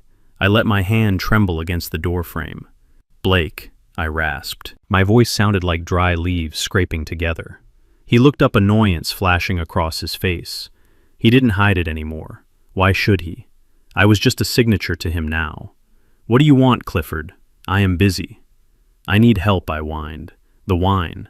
For the rehearsal dinner," Sylvia said. Sylvia said I have to pick the vintage. Blake rolled his eyes. He set down his cue stick with a clatter. "Jesus Christ. Can't you ask the maid?" "It is heavy," I mumbled, pointing to the floor. "The cellar. I can't carry the boxes. Please, son." He sighed, a long, exaggerated sound of martyrdom. "Fine. Let us get this over with. But make it quick. I have calls to make." He walked past me, not offering an arm, not offering help. He expected me to shuffle behind him like a servant. And I did. I shuffled. I dragged my feet. But my mind was racing. We reached the heavy oak door of the wine cellar. I unlocked it with a fumbling hand. The air that rushed out was cool and smelled of damp earth and old oak. It was the smell of patience. Wine sits in the dark for decades, waiting to become something of value. I had only waited a week. We descended the stone steps. The cellar was dim, lit only by low-wattage bulbs in iron cages. It was a maze of floor-to-ceiling racks holding thousands of bottles. It was soundproof. We were 20 feet underground. No one could hear us scream. No one could hear a confession. Blake walked ahead, running his hand along the dusty bottles. "So which one is it, old man? The Bordeaux? The Cabernet? Let us grab it and go. This place gives me the creeps." I stopped walking. I stood near the center of the room, next to the tasting table. I didn't reach for a bottle. I reached into my pocket and pulled out a checkbook. I stood up straight. I locked my knees. I rolled my shoulders back, dropping the stoop of the invalid. I took a deep breath, filling my lungs with the cool air. "Blake," I said. My voice was not raspy. It was not weak. It was the voice that had commanded construction crews on skyscrapers. It was the voice that had negotiated multi-million-dollar contracts. It was deep, resonant, and steady as a sledgehammer. He stopped. The change in my tone was so drastic it physically halted him. He turned around slowly, his brow furrowed in confusion. "What did you say?" I looked him dead in the eye. The fog in my gaze was gone. My eyes were clear, sharp, and cold. I said, "We need to talk." I ripped a check out of the book. I placed it on the tasting table. $500,000, I said. Cash, certified check. I can call the bank right now and authorize it. Blake stared at the check, then at me. He laughed, a nervous, uncertain sound. "What is this, Clifford? Did you forget your medication today?" "No, Blake. I am not forgetting anything. In fact, I am remembering everything. I remember you tripping me on the stairs. I remember the pills Sylvia is putting in my food. I remember the conversation you had with Rocco about the money you owe." Blake's face went pale. The arrogance drained out of him, leaving him looking like a frightened child. You know. "I know everything," I said, stepping closer. "I know you are a fraud. I know you are broke. And I know you don't love my daughter." I pointed to the check. "So here is the offer. 500 grand. You take it, you get in your car, and you drive. You don't stop until you hit the state line. You call Jasmine and tell her you got cold feet. You disappear." Blake looked at the check. Then he looked at me. The shock on his face began to fade, replaced by something uglier, something darker. The predator was realizing he had been cornered, but he also realized he was younger, stronger, and I was still an old man alone in a cellar. He started to laugh. It wasn't a nervous laugh anymore. It was a deep belly laugh of pure amusement. 500,000, he choked out, wiping a tear from his eye. "You are offering me $500,000. He stepped toward me, invading my personal space. He loomed over me, using his height to intimidate. "Old man, do you have any idea how much you are worth?" 50 million, I said, standing my ground. "Exactly," Blake said, his voice dropping to a menacing whisper. 50 million. And by tomorrow morning, it will be under the control of the trust, a trust that I will control." He picked up the check and ripped it into confetti, letting the pieces fall to the cold stone floor. "You think you are clever because you stopped taking the pills for a day," he sneered. "It doesn't matter. The papers are signed. The process has started. Even if you run upstairs right now and tell everyone I am a bad guy, who are they going to believe? The distinguished young entrepreneur or the senile old man who pissed himself in front of the museum board yesterday?" I said nothing. I just watched him. I let his ego swell. I needed him to say it. I needed the full picture. "You can't do this to Jasmine," I said softly, goading him. "She loves you. She is your partner." "Partner." Blake spat the word out like it was poison. "Jasmine is a tool. She is a means to an end. She is arrogant. She is annoying. And she is desperate for approval. I will marry her. I will control the shares through her. And once I have stripped the assets, she can have a tragic accident. Or maybe she will just end up depressed and medicated, just like her father." My hand twitched. I wanted to strangle him, but I held back. "And Sylvia?" I asked. "Your lover." Blake laughed again, a cruel sound that echoed off the vaulted ceiling. "Sylvia is a corpse walking. She thinks we are running away together. She thinks she is going to be the queen of the Riviera. Please. She is 55 years old and high maintenance. Once I have the money, she goes into the cheapest nursing home I can find. I will let her rot there until she dies." He leaned in close, his face inches from mine. I could smell the coffee on his breath. "I am taking it all, Clifford. I am taking your house. I am taking your money. I am taking your legacy. And there is nothing you can do about it, because you are alone. You have no one." He poked me hard in the chest. "So keep your 500 grand. I am going to buy this house with your money, and I am going to turn this wine cellar into a game room. And every time I come down here, I will laugh about the day the great Clifford Robinson tried to bribe me with pocket change." I looked at him. I looked at the man who planned to murder my wife, destroy my daughter, and erase my existence. I didn't blink. I didn't flinch. "You are right, Blake," I said, my voice calm, almost gentle. "I am old, and maybe I can't stop you physically." I reached up and adjusted the collar of my shirt. "But I think you are underestimating the structural integrity of this family." Blake sneered. "Get out of my way, old man.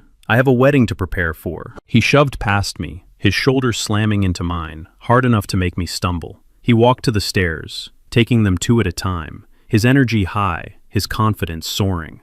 I waited until the heavy oak doors slammed shut at the top of the stairs.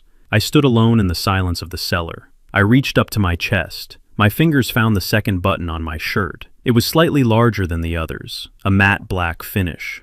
I pressed it. A tiny green light blinked once, confirming the recording had been saved. I pulled the earpiece from my pocket and put it in. "Harold, are you there?" Harold's voice came through crystal clear. "I am here, Cliff. We got it. We got it all. The video is perfect. The audio is studio quality. Jasmine is a tool. Sylvia is a corpse. I am taking it all." I let out a long breath, leaning against the tasting table. My legs felt weak now that the adrenaline was fading. "Is it enough, Harold?" "It is enough to put him away for extortion conspiracy and attempted fraud," Harold said. "It is enough to void the trust transfer. It is enough to bury him, Cliff." "Good," I said. I looked down at the torn pieces of the check on the floor. $500,000. It would have been the best deal he ever made. Now he was going to pay a price that money couldn't cover. I walked over to the rack and pulled out a bottle of 1982 Cabernet. It was the year I started my company. It was a good year. I didn't open it. I dusted it off and tucked it under my arm. I wasn't bringing wine for the rehearsal dinner. I was bringing the wrath of God. I climbed the stairs slowly. My hip hurried, but my heart felt lighter than it had in months. Blake thought he was walking into a wedding. He didn't know he was walking into an autopsy. And I was the one holding the scalpel. I opened the door to the main house. The sound of string quartet music drifted from the ballroom. The rehearsal was starting. I straightened my tie. I smoothed my jacket. I checked the camera button one last time. "Let us go celebrate," I whispered. I walked toward the music, ready to play my final scene. The confused old man was about to die, and the builder was about to tear the house down. The air in the private dining room of the stone mansion was so thick with tension, you could have cut it with a steak knife. It was Monday night, the rehearsal dinner. This was supposed to be the intimate gathering of family and close friends before the grand spectacle tomorrow. Instead, it felt like a gathering of mob bosses who were all planning to whack each other before dessert was served. I sat at the head of the table. I was wearing my tuxedo. Sylvia had insisted on it. She wanted me to look like a prop, a well-dressed mannequin to complete her family portrait. But I wasn't a mannequin. I was a bomb waiting to detonate. I looked around the table. It was a masterpiece of dysfunction. To my right sat Sylvia. She was wearing a blood-red gown and enough diamonds to feed a third-world country. But she wasn't looking at me. She was staring across the table at Blake. Her eyes were narrow slits of suspicion. Ever since I planted the lie about the key in the safe, she had been watching him. Every time he moved his hand, every time he checked his phone, she flinched. She was convinced he was robbing her blind. She was terrified that the young lover she bought was preparing to cash her out. To my left sat Jasmine. My daughter looked stunning in emerald green, but her face was pale. She was drinking wine faster than she was eating. She wasn't looking at Sylvia. She was looking at Blake. But it wasn't with love. It was with a cold, dead loathing. She had the photos in her purse, the photos of the wife and child in Ohio. Every time Blake smiled, every time he touched her hand, I saw Jasmine flinch. She was repulsed by him. She knew he was a fraud. She knew he was playing her, and she was hating herself for falling for it. And then there was Blake. He sat there at the foot of the table, drunk on expensive scotch and his own ego. He had no idea the walls were closing in. He thought Sylvia was just being moody. He thought Jasmine was just nervous about the wedding. And he thought I was a senile old fool who he had successfully bullied into submission. He was laughing too loud, telling jokes that weren't funny, and looking at his watch every 5 minutes. He was counting down the hours until the money hit his account. I took a sip of water. I watched them. The triangle of hate. They were all connected by greed, but divided by secrets. And I was the only one who knew the whole story. The first course was served. Lobster bisque. I picked up my spoon and let my hand shake. I let a little soup dribble down my chin. Sylvia sighed loudly. "Someone help him," she snapped at the waiter, "before he ruins the tuxedo." Blake chuckled. "Maybe we should get him a bib, Sylvia, or a trough." Jasmine slammed her wine glass down. "Shut up, Blake," she hissed. Blake looked surprised. "Whoa, easy, princess. Just having a little fun." "Don't call me princess," Jasmine spat, "and have some respect. He is still my father." Sylvia looked between them, confused by Jasmine's sudden defense of me. It wasn't defense, of course. It was just hatred of Blake spilling over. The dinner continued in this agonizing fashion. Knives scraped against plates. Eyes darted back and forth. It was a silent war. And then I saw the signal. We had just finished the main course. Sylvia looked at her watch. Then she looked toward the corner of the room where a man was standing. He wasn't a waiter. He was a short, balding man with sweaty skin and a cheap suit. Dr. Vane. He was a concierge doctor Sylvia used for things she didn't want on her medical record.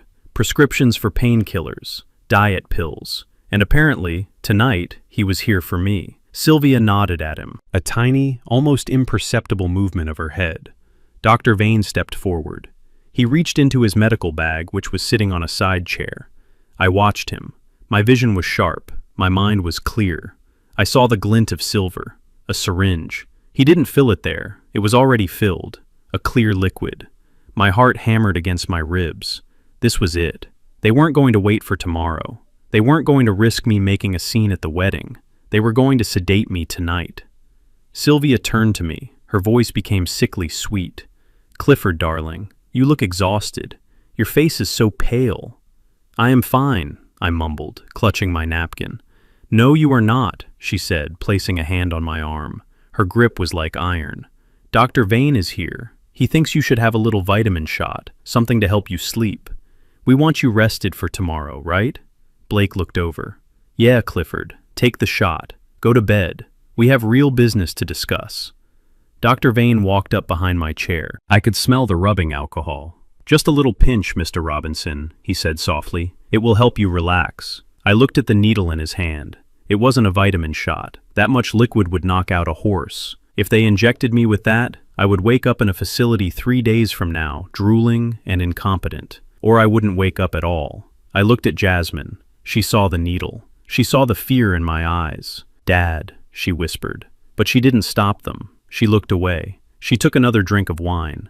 She hated Blake, but she still needed me out of the way to get the money. I was on my own. The doctor reached for my arm. "Mr. Robinson, please hold still." I had split seconds to act. I couldn't fight them. I was supposed to be frail. If I punched the doctor, I would prove I was violent, and they would commit me anyway. I needed a distraction. I needed something so repulsive, so chaotic that it would break their formation. I thought about the lobster bisque. I thought about the steak. I thought about the hatred I felt for these people. I let my body go limp. I slumped forward, hitting my chest against the table. Then I made a sound, a loud retching gag that echoed off the walls. "Oh God," Blake said, recoiling. "What is he doing?" I didn't just make a sound. I committed to the act. I stuck my finger down my throat under the cover of my napkin. I heaved. A torrent of half-digested lobster and wine erupted from my mouth. I aimed it. I didn't aim for the floor. I aimed for the centerpiece. The vomit sprayed across the table, coating the white flowers, splashing into the wine glasses, and landing with a wet slap on Sylvia's red dress. I groaned loudly, flailing my arms, knocking over the crystal water pitcher. It shattered, sending water and glass everywhere, mixing with the sickness. "Oh my God," Sylvia screamed, jumping up. Her dress was ruined. She looked at the stain in horror. I kept going. I dry-heaved loud, guttural sounds that made the doctor step back in disgust. "He is sick," Jasmine yelled, covering her mouth. "Get him out of here. It smells," Blake shouted, pushing his chair back so hard it fell over. "It smells like death." Jesus, Clifford. The room was in total chaos. The waiters were freezing, uncertain what to do. Sylvia was screaming about her dress. Blake was gagging. Dr. Vane was holding the needle, but he looked terrified to touch me, covered in my own filth. I slipped out of the chair. I fell to my knees on the carpet. I am dying," I wailed. "My stomach. It burns." "Get him to the bathroom," Sylvia shrieked, pointing at the waiters. "Get him out of my sight. Clean this up." 2 waiters rushed forward, grabbing my arms to lift me. I let them drag me toward the door. I hung my head, drooling, moaning, acting the part of the dying man. But as soon as we crossed the threshold into the hallway, out of sight of the dining room, I changed. I shook the waiters off. "I am fine," I said, standing up straight. My voice was suddenly clear, commanding. The waiters stared at me, stunned. "Where's the service exit?" I demanded. One of them pointed down the hall toward the kitchen, dumbfounded. I reached into my pocket and pulled out $200 bills. I shoved one into each of their hands. "You didn't see me run. You saw an old man stumble to the bathroom. Understand?" They looked at the money. They looked at me. They nodded. I turned and ran. I didn't shuffle. I sprinted. I ran with the legs of a 20-year-old. I ran past the kitchen, where the chefs were shouting orders. I pushed through the swinging doors. I burst out into the cool night air of the loading dock. The smell of vomit was on my jacket, but the air tasted like freedom. A black sedan was idling 50 feet away under the shadow of an oak tree. The headlights flashed once. Harold. I ran toward the car. My tuxedo shoes slapped against the asphalt. My lungs burned, but I didn't stop. I reached the car and ripped the back door open. I dove inside. Harold was in the driver's seat. He looked back at me. "You look like hell, Cliff," he said. "And you smell worse." "Drive," I gasped, slamming the door. "Just drive." Harold gunned the engine. The car screeched away from the mansion, disappearing into the darkness of the long driveway. I looked back through the rear window. I saw the lights of the house. I saw the silhouette of Blake standing in the doorway, looking out, probably wondering where the hell the old man went. Let him wonder. I pulled a handkerchief from my pocket and wiped my mouth. "Did you get the recording?" Harold asked, keeping his eyes on the road. I patted my chest pocket. "I got it. And I got something better. I got away." Harold smiled grimly. "Good, because I have the police chief on speed dial. He is meeting us at my office." I leaned back in the leather seat. My heart was slowing down. The adrenaline was fading, leaving me exhausted, but I was safe. For the first time in months, I wasn't sleeping under the same roof as my executioners. Tomorrow was the wedding. They would be waiting for a victim. They would be waiting for a confused, sick old man to sign over his fortune. Instead, they were going to get Clifford Robinson. I closed my eyes. "See you at the altar, Blake," I whispered. "And bring your lawyer." Tuesday morning dawned with a sky so blue it looked artificial. The stone mansion had been transformed into a cathedral of white lilies and satin ribbons. 200 guests filled the rows of white chairs set up in the grand ballroom. These were the elite of the city, judges, senators, titans of industry. They were all there to witness the union of the Robinson and Anderson dynasties, but they were about to witness a demolition. I was not in the front row where the father of the bride should be. I was not walking my daughter down the aisle. According to the announcement Blake had made 5 minutes ago, I was currently in the intensive care unit at St. Mary's Hospital, fighting for my life after a sudden cardiac event. Blake stood at the altar looking like a Greek god in his tuxedo. He had practiced his sad face in the mirror, I was sure of it. He wiped a fake tear from his eye as he told the congregation that Clifford sent his blessings, but his heart just couldn't hold on. It was a masterful performance. He was positioning himself as the grieving son-in-law, ready to shoulder the burden of the empire. Jasmine stood beside him. She looked like a marble statue. Her face was devoid of color, devoid of emotion. She held her bouquet of white roses like a weapon. She knew Blake was a fraud because of the photos I gave her, but she was still going through with it. She thought she could outsmart him. She thought she could marry him, take his rights, and then destroy him. She was playing checkers while I was playing three-dimensional chess. The priest began the ceremony. His voice droned on about love and faithfulness and honesty. The irony was thick enough to choke on. Sylvia sat in the front row, dabbing her eyes with a lace handkerchief, playing the role of the distraught wife perfectly. She was probably mentally redecorating my office already. I watched it all from the choir balcony, hidden in the shadows of the organ pipes. I was the phantom of my own opera. Beside me stood Harold and a technician from his firm. The technician had his laptop plugged directly into the mansion's audio-visual system. The priest reached the part of the ceremony everyone waits for, the vows. Blake took Jasmine's hand. "I promise to love you," he said, his voice cracking with feigned emotion. "To honor you, to cherish you, for richer or for poorer." He squeezed her hand. He was thinking about the richer part. He was thinking about the $50 million he thought would transfer to his control the moment the rings were on. Jasmine hesitated. For a split second, I thought she might run. I thought the daughter I raised might have a spark of integrity left. But she didn't. She opened her mouth to speak. "I promise," she began. "Do it," I whispered to the technician. The technician hit the enter key. The massive crystal chandeliers overhead flickered once, twice, and then died. The ballroom was plunged into semi-darkness, lit only by the candles lining the aisle. Gasps rippled through the crowd. Sylvia stood up. "What is happening?" she hissed at a wedding planner. "Fix the lights." Then the sound system crackled. A high-pitched feedback whine pierced the air, causing guests to cover their ears. The large projection screen behind the altar, which was supposed to display a montage of childhood photos, suddenly blazed to life. But it wasn't a picture of Jasmine in pigtails. It was a grainy black and white video. The timestamp in the corner read, 3 days ago. The audio boomed through the high-quality speakers, echoing off the stone walls. "You are bad, Sylvia. What if the old man comes upstairs?" The crowd went silent, dead silent. On the screen, the image was unmistakable. It was my dressing room. It was Blake. And it was Sylvia. The guests watched in horrified fascination as the mother of the bride and the groom engaged in an act that was anything but maternal. The sounds of their breathing, the zipper, the giggles. It was amplified for everyone to hear. Sylvia screamed. It was a primal sound. "Turn it off!" she shrieked, waving her arms frantically. "Turn it off! It is a lie! It is a deep fake!" Blake stood at the altar, frozen. His face went from tan to chalk white in a heartbeat. He looked at the screen, then at the crowd. He tried to laugh. This is a sick joke," he stammered into his microphone. "Someone hacked the system."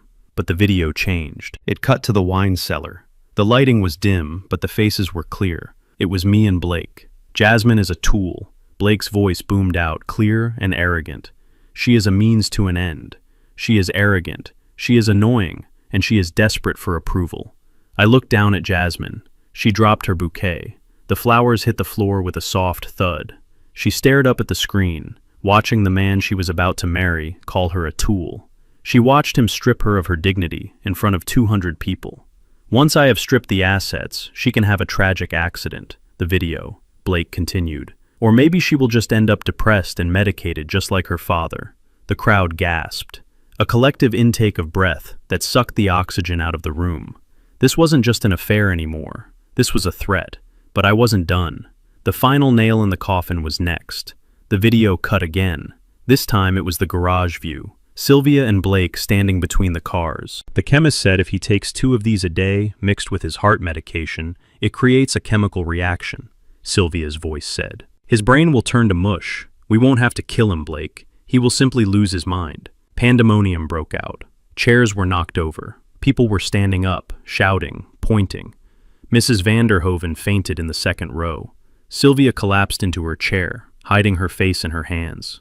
She knew. She knew there was no spinning this. There was no deep fake excuse that could explain the specific details of the poison. Blake looked like a trapped rat. He looked toward the side exit. He took a step to run. That was my cue. I signaled the technician to cut the feed. The screen went black. The lights slammed back on, blindingly bright. The double doors at the back of the ballroom boom open. I stepped through. I wasn't wearing a hospital gown. I wasn't in a wheelchair. I was wearing my navy pinstripe suit. I stood tall, my shoulders back, my chin up. I held my cane not for support, but like a scepter of judgment. Behind me walked Chief Miller, the head of the city police department, and 4 uniformed officers. A hush fell over the room. It started at the back and rolled forward like a wave until the only sound was the click of my shoes on the marble floor. I walked down the aisle. I looked at the faces of my friends, my business partners. They looked at me as if I were a ghost, returning from the grave to demand retribution. I reached the altar. I didn't look at Jasmine. I looked straight at Blake. "You forgot one thing, Blake," I said, my voice booming without a microphone. He stared at me, trembling. What? "You forgot to check the batteries in your microphone," I said, pointing to the screen. "And you forgot that this is my house. I built it. I wired it. And I see everything." "Cliff, listen," Blake stammered, holding up his hands. "It is not what it looks like. We were role-playing. It was a joke. I love your daughter." "I love your daughter too," a voice called out from the side entrance. Blake froze. His eyes bulged. A woman stepped out from behind a pillar. She was wearing a simple floral dress. She looked tired, but her eyes were fierce. Beside her, she held the hand of a 3-year-old boy who had Blake's nose and Blake's chin. It was Sarah, the wife from Ohio. "Blake," she said, walking toward him, "you told me you were in New York on business. You told me you were closing a deal to buy us a new house." Blake couldn't speak. He opened his mouth, but no sound came out. Sarah walked right up to him. She didn't yell. She didn't scream. She reached back and slapped him across the face with a sound that echoed like a gunshot. "Where is my child support, Blake?" she asked calmly. That was the breaking point. Chief Miller stepped forward. "Blake Anderson, you are under arrest for bigamy, fraud, extortion, and conspiracy to commit murder." 2 officers grabbed Blake. He tried to pull away. "Don't touch me," he yelled. "Do you know who I am? I'm going to be rich." "Not today, son," Chief Miller said, spinning him around and slamming the handcuffs onto his wrists. The click of the steel was the most beautiful sound I had ever heard. Other officers moved toward the front row. Sylvia looked up, her mascara running down her face, making her look like a melting gargoyle. "Mrs. Robinson, please stand up," an officer said. "You are also under arrest for conspiracy to commit murder and elder abuse." "I didn't do it," Sylvia screamed as they pulled her up. "He forced me. Blake forced me. I was a victim." I looked at her. I looked at the woman I had shared a bed with for 10 years. "Save it for the judge, Sylvia," I said coldly. They dragged them out, the groom in his tuxedo and the mother of the bride in her red gown, both in cuffs, screaming accusations at each other as they were hauled down the aisle. They had walked up so proudly minutes ago. The guests watched in stunned silence. The wedding of the century had turned into the crime scene of the decade. I turned to Jasmine. She was still standing at the altar. She was alone. The space beside her was empty. The flowers lay at her feet. She looked at me. Her eyes were filled with tears, but I couldn't tell if they were tears of sorrow or tears of defeat. "Dad," she whispered. I didn't know. I didn't know about the poison. I looked at her. I wanted to believe her. I wanted to hug her and tell her it was going to be okay. But I remembered the garage tape. I remembered the dinner. I remembered her wiping the oatmeal off my face with disgust. "You knew enough, Jasmine," I said softly. I turned my back on her. I walked over to Sarah and the little boy. I knelt down. "I am sorry you had to see this," I said to her. She looked at me, wiping a tear from her cheek. "Thank you for the plane ticket, Mr. Robinson. Thank you for telling me the truth." I looked at the little boy. He stared back at me with innocent eyes. He was the only innocent person in this entire mess. "Come on," I said, standing up. "Let us get you some ice cream. I know a place that serves the best sundae in the city, and I promise, no one there will try to poison us." I took the little boy's hand. I walked back down the aisle, past the stunned guests, past the police, past my daughter who was sobbing on the altar. I walked out of the stone mansion and into the sunlight. The air was fresh. The birds were singing. I was 68 years old. I was single. I was alone. But for the first time in a long time, I was free. And that felt better than any $50 million trust fund. The flashing blue lights of the police cruisers reflected off the polished gray stone of the mansion walls, creating a strobe effect that felt like a nightmare disco. The wedding of the century had officially ended, not with a toast, but with a reading of rights.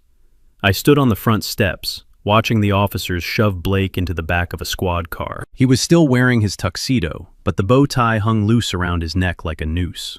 He wasn't screaming anymore. He was weeping. He looked small. He looked pathetic. He looked like exactly what he was, a con artist whose luck had finally run out. Sylvia was in the car behind him. She pressed her face against the glass, her makeup smeared into a mask of horror. She screamed something at me, but the soundproof glass swallowed her words. I didn't need to hear them. I knew what she was saying. She was blaming me. She was blaming Blake. She was blaming the world. A narcissist never blames the mirror. The guests were scattering like cockroaches when the kitchen light turns on. Valets were running back and forth, retrieving cars for senators and CEOs who wanted to distance themselves from the scandal as fast as possible. No one looked at me.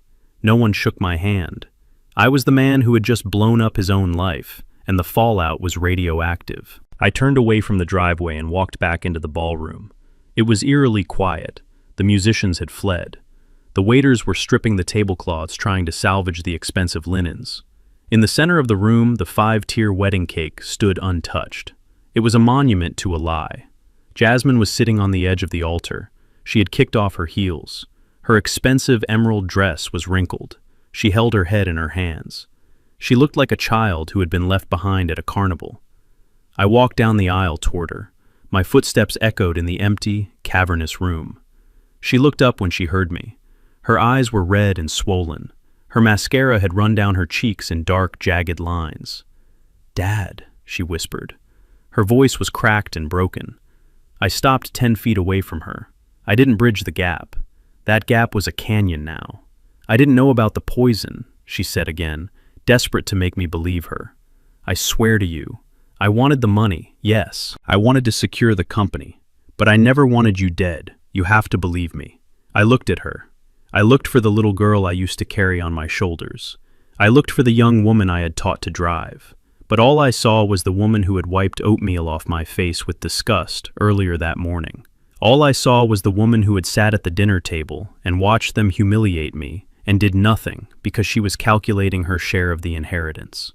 "It doesn't matter, Jasmine," I said. My voice was calm, devoid of anger. "It matters to me," she cried, standing up and taking a step toward me. "Please, Dad, I am your daughter. I am all you have left. Don't let them take me too. Don't cut me out. We can rebuild. I can run the company. I learned from you." I raised my hand, stopping her in her tracks. "You did learn from me," I said. "You learned how to be ruthless. You learned how to spot a weakness. But you forgot the most important lesson I ever taught you. You don't build a foundation on sand, and you don't build a family on greed." I reached into my pocket and pulled out a folded piece of paper. It wasn't a check. It was a note Harold had prepared for me. "I spoke to the district attorney," I said. "I told him you were a witness, not a co-conspirator. I told him you provided the evidence that helped catch Blake." Jasmine let out a sob of relief. "Thank you. Oh God, thank you, Dad." "I am not doing it for you," I said coldly. "I am doing it because I don't want the name Robinson dragged through a criminal trial more than it already has been. You are not going to prison, Jasmine." She took another step toward me, her arms open, ready to embrace me, ready to start the manipulation all over again. But I stepped back. "But there is a condition," I said. "Anything," she said, nodding frantically. "Anything you want." "You are fired," I said. She froze. "What?" "You are fired from the company. You are removed from the board, and you are removed from my will. Harold is drafting the new documents now. You will get a small stipend, enough to rent a modest apartment and buy groceries. But the trust fund is gone. The inheritance is gone. You are on your own." Jasmine stared at me, her mouth open in shock. "Dad, you can't. This is my life. I have nowhere to go." "You are young," I said. "You are smart. You have an Ivy League degree that I paid for. Go get a job. Go build something of your own. Go find out what $1 actually costs when you have to sweat for it." "Dad, please," she begged, falling to her knees. "I am your daughter." I looked down at her. I felt a phantom pain in my chest, a breaking of a heart that I didn't know could break any further. "I will always be your father, Jasmine," I said softly. "But you have lost the right to be my child." I turned around. I didn't look back. I heard her sobbing behind me, screaming my name, but I kept walking. I walked out of the ballroom, past the rotting wedding cake, and into the silence of the house. I found Harold in the library. He was sitting at my desk, a stack of documents in front of him. He looked up when I entered. He didn't smile. He knew what this cost me. "Is it done?" I asked, walking over to the wet bar and pouring myself a glass of water. "It is done," Harold said. "The police have the recording. The annulment papers are being filed. The restraining orders are in place." "And the house?" I asked, looking around the room at the mahogany bookshelves I had installed with my own hands. Harold tapped a thick document on the desk. "The real estate agent is ready to list it, but I have a standing offer from that developer you hate, the one who wants to bulldoze it and build condos." "Sell it," I said immediately. Harold raised an eyebrow.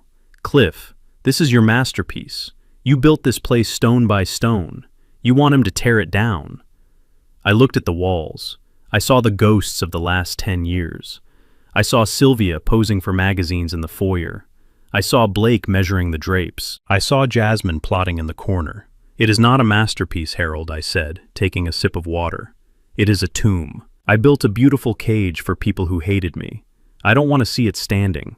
I don't want to drive past it and remember. Let him bulldoze it. Let him turn it into dust." I walked over to the desk. I picked up the heavy fountain pen. The weight of it felt familiar. It was a tool of creation and destruction. I signed the listing agreement. The ink flowed black and permanent. With that signature, I was homeless. I was $50 million richer, but I had nowhere to sleep tonight. And for the first time in years, I didn't feel panic. I felt light. I put the pen down. "What will you do now?" Cliff Harold asked, gathering the papers. "Where will you go?" "I don't know," I said. "And that is the best part." I walked upstairs one last time. I didn't go to the master bedroom. I went to the guest room, where I had been sleeping for the past week. I packed a single duffel bag. I took my work boots. I took my old denim jacket. I took the photo of my first wife, Jasmine's mother. I left the suits. I left the watches. I left the trappings of Clifford Robinson, the tycoon. I walked back down the stairs. The house was silent now. The air conditioning hummed a low, steady rhythm. It sounded like a machine that had been turned off and was slowly powering down. I walked out the front door. I left it unlocked. I didn't care who came in. There was nothing in there of value to me anymore. I walked past the luxury sedans parked in the driveway. The Mercedes, the Range Rover. They looked like shiny coffins. I walked around to the side of the garage. There, parked under a tarp, was my old Ford pickup. It was 20 years old. It had rust on the wheel wells. It smelled of oil and sawdust. I pulled the tarp off. The red paint was faded, but it was real. I opened the door and climbed in.